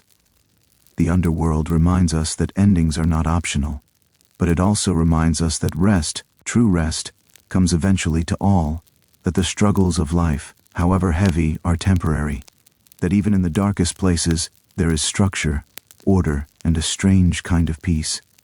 So let go of the weight you carry. Let go of the noise and the worry and the endless demands of the waking world. You are safe here, in this quiet space between waking and dreaming, between the living world and the realm of shadows. And as the final shades of the underworld drift past, silent and serene, allow yourself to drift with them, not into death, but into sleep. Deep, dreamless, restorative sleep. The kind that washes over you like a river, gentle and inevitable, carrying you toward rest. The stories of the underworld are not meant to frighten. They are meant to comfort, in their way. They remind us that every journey has an end, and every soul, no matter how lost, eventually finds its place. So, sleep now, traveler. Sleep deeply. The underworld will wait, patient and eternal as it always has. But tonight, you rest among the living, wrapped in warmth and safety, far from the cold waters of the Styx. And in the morning, when you wake, you will remember only fragments, like a dream half remembered, like a story told long ago by firelight. The gods watch from Olympus, the shades wander in asphodel, and you, here and now, simply sleep. When dawn breaks over the Aegean, it does so slowly, reluctantly, as though the sun itself hesitates to illuminate what the day will bring. This is the age of heroes, a time when mortals, though doomed to die, could achieve glory so bright it rivaled the stars. These were not mere men. They were the children of gods, the sons of kings, the warriors whose names would echo through millennia. And yet, for all their strength and fame, they were still fragile, still mortal, still bound by fate. The greatest of these stories, the one that would define an entire era, was the Trojan War. It began, as so many catastrophes do, with beauty, jealousy, and a single thoughtless choice. High on Mount Olympus, a wedding was taking place. Peleus, a mortal hero, was marrying Thetis, a sea nymph of extraordinary beauty. All the gods were invited, all except one. Eris, the goddess of discord, was deliberately excluded, for obvious reasons. Eris, however, was not one to accept insults quietly. She appeared at the wedding uninvited, and rolled a golden apple into the celebration. On it were inscribed 3 simple words, "To the fairest." Immediately, 3 goddesses reached for it: Hera, queen of the gods; Athena, goddess of wisdom and war; and Aphrodite, goddess of love and beauty. Each believed herself the rightful owner. The hall fell silent. Zeus wisely refused to choose. Instead, he appointed a mortal to judge, Paris, a prince of Troy, known for his beauty and his poor judgment in equal measure. The 3 goddesses appeared before Paris, and each offered a bribe. Hera promised him power, dominion over all of Europe and Asia. Athena offered wisdom and victory in every battle. Aphrodite, with a knowing smile, offered him the most beautiful woman in the world, Helen, wife of Menelaus, king of Sparta. Paris chose Aphrodite. It was not a wise choice. It was, in fact, one of the most disastrous decisions in all of mythology. But Paris was young, vain, and ruled by desire. And so, with Aphrodite's blessing, he sailed to Sparta, was welcomed as a guest by Menelaus, and promptly abducted Helen, taking her back to Troy. Some versions say Helen went willingly, enchanted by Aphrodite's magic or by Paris himself. Others claim she was taken by force, a victim of circumstance and divine meddling. Either way, the result was the same. Menelaus was furious. His honor had been shattered, his wife stolen.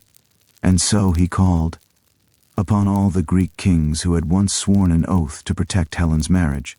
an oath made years before when every prince in Greece had sought her hand. Thus began the gathering of the greatest army the world had ever seen.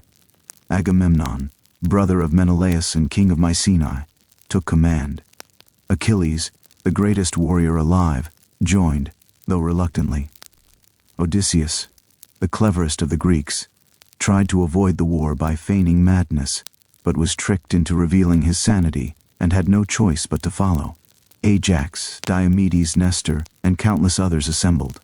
1,000 ships set sail, their sails dark against the horizon, carrying war to the shores of Troy. Troy itself was no minor city. It was wealthy, fortified, and ruled by King Priam, a man both noble and tragic.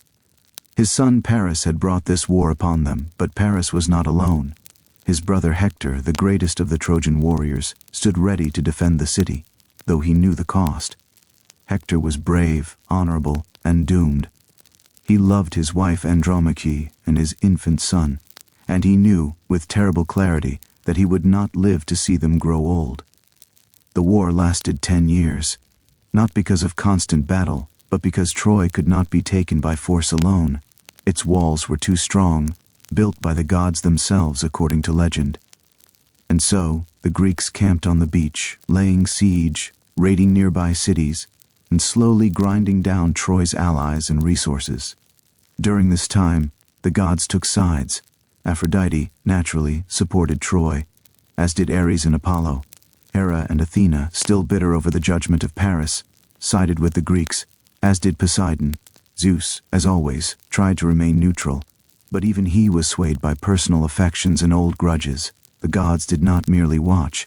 They intervened, turning the tide of battle, protecting their favorites, and striking down those who offended them. Achilles, for all his strength, was also deeply flawed. He was proud, quick to anger, and obsessed with glory.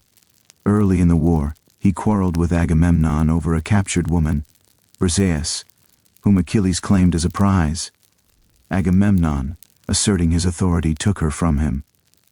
Achilles, insulted beyond measure, withdrew from the fighting. Without him, the Greeks began to lose ground. The Trojans, led by Hector, pushed the Greeks back to their ships. They came close to burning the entire fleet, which would have ended the war in Troy's favor. But Patroclus, Achilles' closest companion, could not bear to watch his comrades die. He asked Achilles for permission to wear his armor and fight in his place. Achilles agreed, hoping the sight of his armor would intimidate the Trojans. Patroclus fought bravely, driving the Trojans back, but he went too far, pushing toward the walls of Troy itself. There, Apollo intervened, striking Patroclus and disorienting him. Hector, seizing the opportunity, killed him, stripping Achilles' armor from his body. When Achilles learned of Patroclus's death, his grief was total. He wept, screamed, and vowed vengeance. His mother, Thetis, knowing his fate, begged him not to return to battle. She knew that, if he killed Hector, his own death would follow soon after. But Achilles did not care. Glory mattered more than life, and vengeance more than caution. Thetis went to Hephaestus, the god of the forge, and asked him to craft new armor for her son. Hephaestus created a masterpiece, a shield so intricate it depicted the entire world, cities at peace and cities at war, the ocean, the sky, and the cycles of life and death. Clad in this divine armor, Achilles returned to battle. He was unstoppable. He cut through the Trojan ranks like a storm, killing without mercy, driving them back to the walls. And then he faced Hector. The two greatest warriors of their age met outside the gates of Troy, and the gods themselves paused to watch. Hector tried to flee, not out of cowardice, but out of instinct. 3 times Achilles chased him around the walls of Troy. Finally, Athena, disguised as Hector's brother, tricked him into standing and fighting.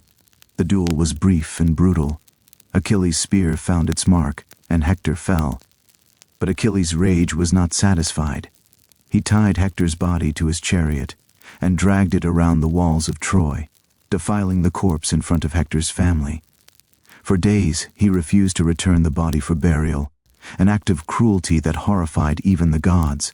Finally, Priam, the old king, came to Achilles' tent alone in the dead of night. He knelt before the man who had killed his son and begged for Hector's body.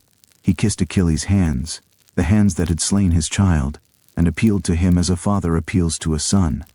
Achilles, moved by the old man's courage and reminded of his own father, relented. He returned Hector's body, and the two men, enemies, wept together. Achilles did not live much longer.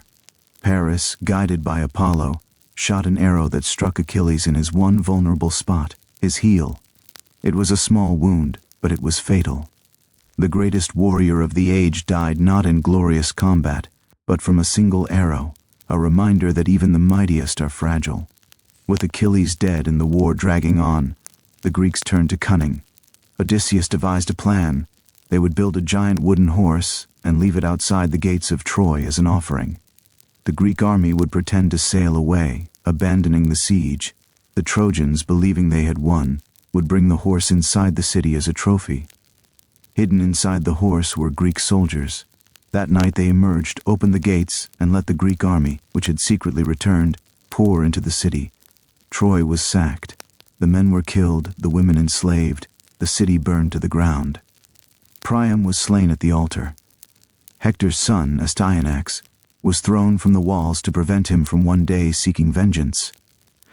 Andromache, Hector's wife, was taken as a slave. It was total, devastating victory, but it tasted. Like ash, the Greeks had won, but at such cost. So many had died, so much had been destroyed, and the gods who had meddled and manipulated throughout simply watched as the city they had once helped build turned to ruin. The aftermath of the Trojan War was as tragic as the war itself. Agamemnon returned home, only to be murdered by his wife Clytemnestra, in revenge for sacrificing their daughter Iphigenia at the start of the war. Ajax went mad and killed himself. Many heroes never made it home, lost at sea or waylaid by vengeful gods. And Odysseus, the cleverest of them all, would spend another 10 years trying to return to Ithaca, his journey becoming the subject of its own epic tale. He would face cyclopes, sirens, and sea monsters. He would lose all his men. He would be delayed, cursed, and tested, but he would eventually return home, the last of the great heroes to do so. The Trojan War was not just a story of battle. It was a meditation on fate, pride, love, and loss. It asked what glory was worth, and whether honor could justify the suffering it caused. Every hero, Greek or Trojan, paid a price. Every victory carried a shadow. Hector fought knowing he would die, but he fought anyway, because his city needed him. Achilles chose glory over life, because he believed a short, bright existence was better than a long-forgotten one. Odysseus survived through cleverness, but lost everything along the way. And Helen, the woman at the center of it all, was blamed for a war she did not start, a pawn in the games of gods and men. These were the heroes of the age, not perfect, not invincible, but unforgettable. Their names endured because their stories spoke to something fundamental, the struggle between fate and choice, the desire for meaning in a world that often offers none, and the knowledge that even in the face of inevitable death, we still reach for something greater. As the embers of Troy cooled and the survivors scattered across the wine-dark sea, the age of heroes began to fade. The gods withdrew, slowly, into myth. The great deeds became stories, told and retold, changing shape but never losing their power. And so, we remember them still. Achilles and Hector, locked in eternal combat. Odysseus in his endless journey home. Helen, her face launching 1,000 ships. Priam, kneeling in grief. Andromache holding her son for the last time. They live on, not in flesh, but in memory. And as you drift towards sleep, their voices fade into the distance, carried on the wind like the sails of ships that will never return. The war is over, the heroes rest, and the world, though scarred, continues. Sleep now, and let their stories carry you gently into dreams, dreams of distant shores, of bronze and blood, of honor and heartbreak, and of the age when gods still walked the earth and mortals could become legends. The war was over. Troy had fallen, its walls blackened and broken, its people scattered or dead. The Greek ships, battered but triumphant, turned their prows homeward, sails billowing with the promise of reunion. For most, the journey would be swift. But for Odysseus, king of Ithaca, the road home would take 10 years, as long as the war itself, and it would cost him everything but his life. Odysseus was not the strongest of the Greek heroes, nor the fastest, but he was the cleverest, a man of many turns, as Homer called him, capable of cunning, patience, and survival. He had been the one to devise the Trojan horse, the strategy that finally brought down the impenetrable city. But cleverness, as the gods would remind him, was not the same as wisdom. And wisdom required humility, a quality Odysseus had yet to fully learn. The journey began poorly. After leaving Troy, Odysseus and his men raided the land of the Ciconians, a reckless act of greed and violence. They were driven back with heavy losses, a grim omen of what was to come. Soon after, a storm sent by the gods blew them off course, far from the known routes, into waters where monsters dwelled, and the rules of the mortal world no longer applied. Their first strange encounter was with the Lotus Eaters, a peaceful people who lived on an island and consumed a flower that made them forget everything: home, family, purpose. Some of Odysseus's men tasted the lotus and immediately lost all desire to return to Ithaca. They wanted only to stay, to eat the flower, and to drift in pleasant forgetfulness. Odysseus had to drag them back to the ships by force, binding them to the benches as they wept and begged to remain. It was a mercy, though they did not see it that way. Next came the island of the Cyclopes, a race of giant one-eyed shepherds who lived in caves and recognized no laws, no gods, no hospitality. Odysseus, ever curious, led a small group of men to explore. They entered the cave of Polyphemus, the largest and most savage of the Cyclopes, and waited for him to return. When Polyphemus arrived, herding his massive sheep, he sealed the entrance with a boulder no man could move. He discovered the intruders, and without hesitation, he grabbed 2 of Odysseus' men, smashed them against the ground, and ate them raw, bones and all. The men screamed. Odysseus watched helpless for 2 days. Polyphemus devoured 2 men each evening, and Odysseus could do nothing but plan. Finally, he devised a strategy. He offered the Cyclops wine, strong wine, undiluted, a gift from the Greeks. Polyphemus drank deeply, and when he asked Odysseus his name, Odysseus replied, "Nobody. My name is Nobody." When the Cyclops fell into a drunken stupor, Odysseus and his men heated a massive wooden stake in the fire and drove it into Polyphemus's single eye, blinding him. The Cyclops roared in agony, and his fellow Cyclopes came running, asking what was wrong. "Nobody is hurting me," Polyphemus screamed. "Nobody has blinded me." Confused, the others left, assuming he was mad or drunk. In the morning, Odysseus and his men escaped by clinging to the undersides of the giant sheep as they left the cave. Polyphemus, blind and furious, felt the backs of the sheep but not their bellies, and the men slipped away. But as they sailed off, Odysseus made a fatal mistake. He could not resist boasting. He shouted back to the island, revealing his true name. "I am Odysseus, son of Laertes, king of Ithaca." Polyphemus, enraged, prayed to his father Poseidon, god of the sea, to curse Odysseus.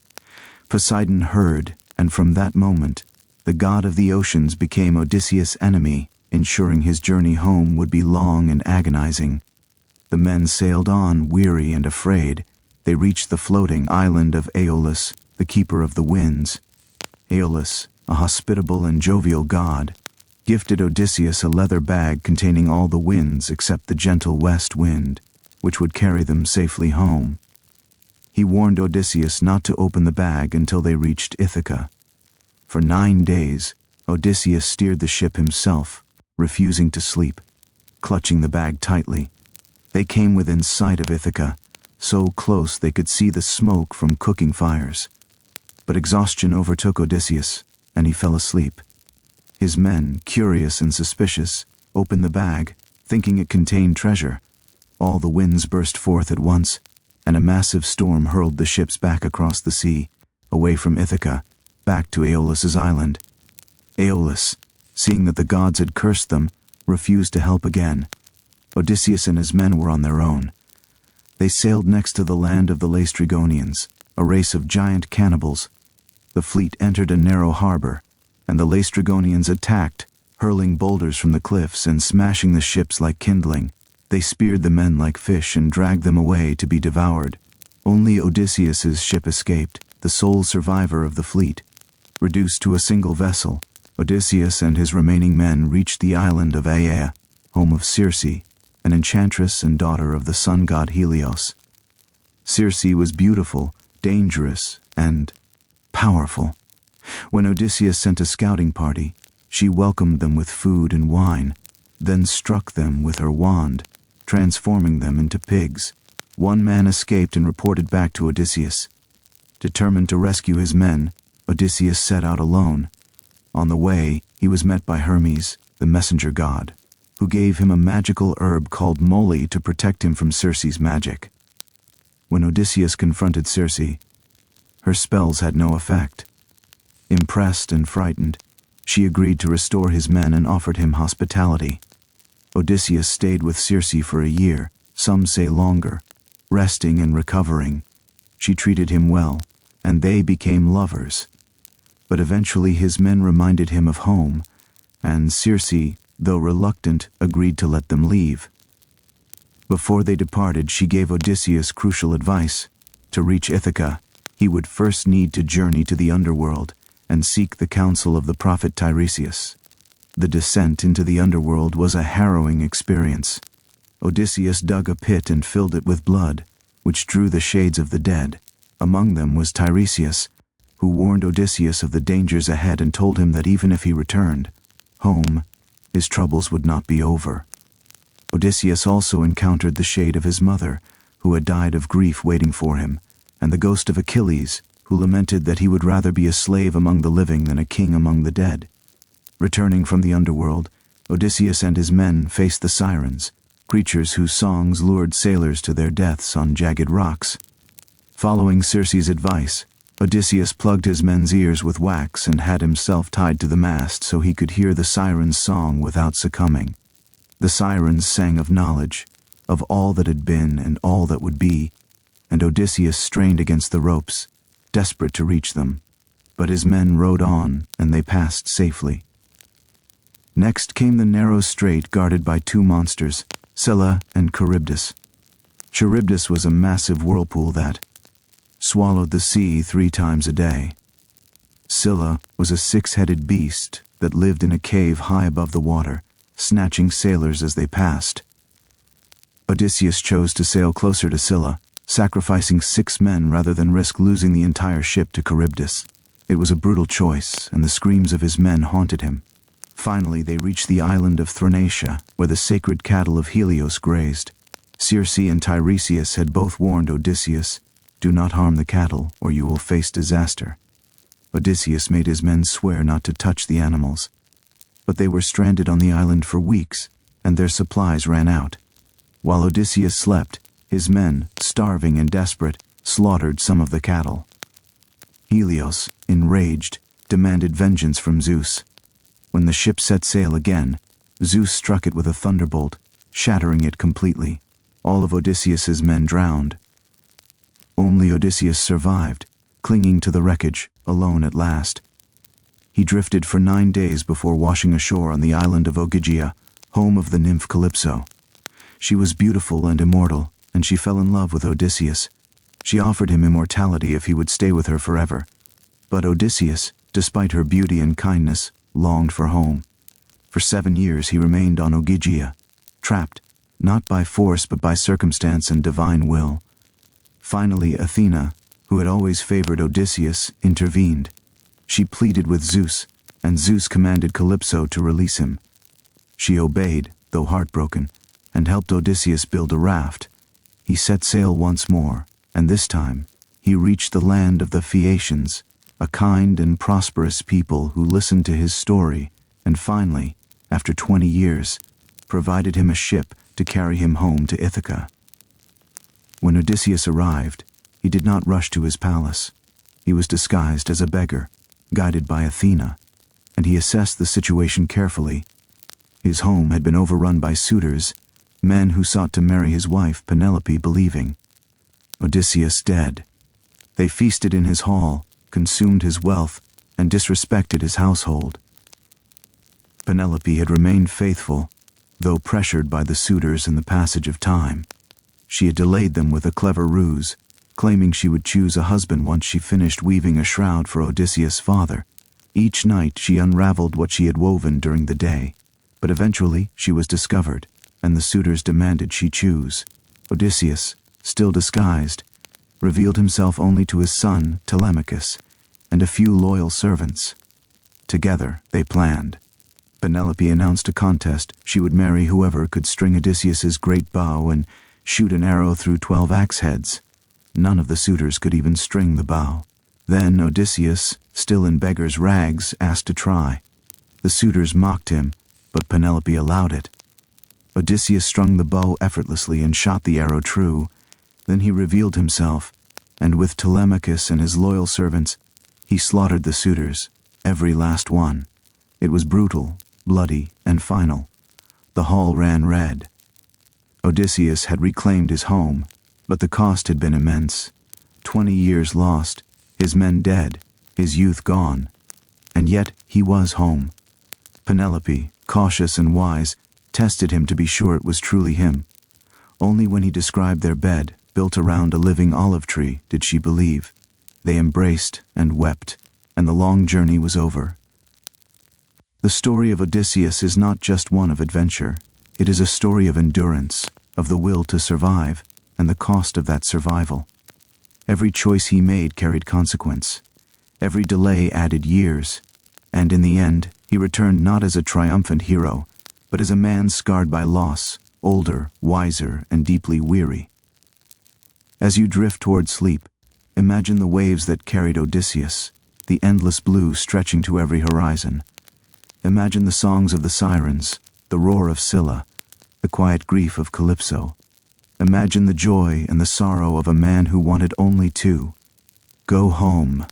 The journey is over now.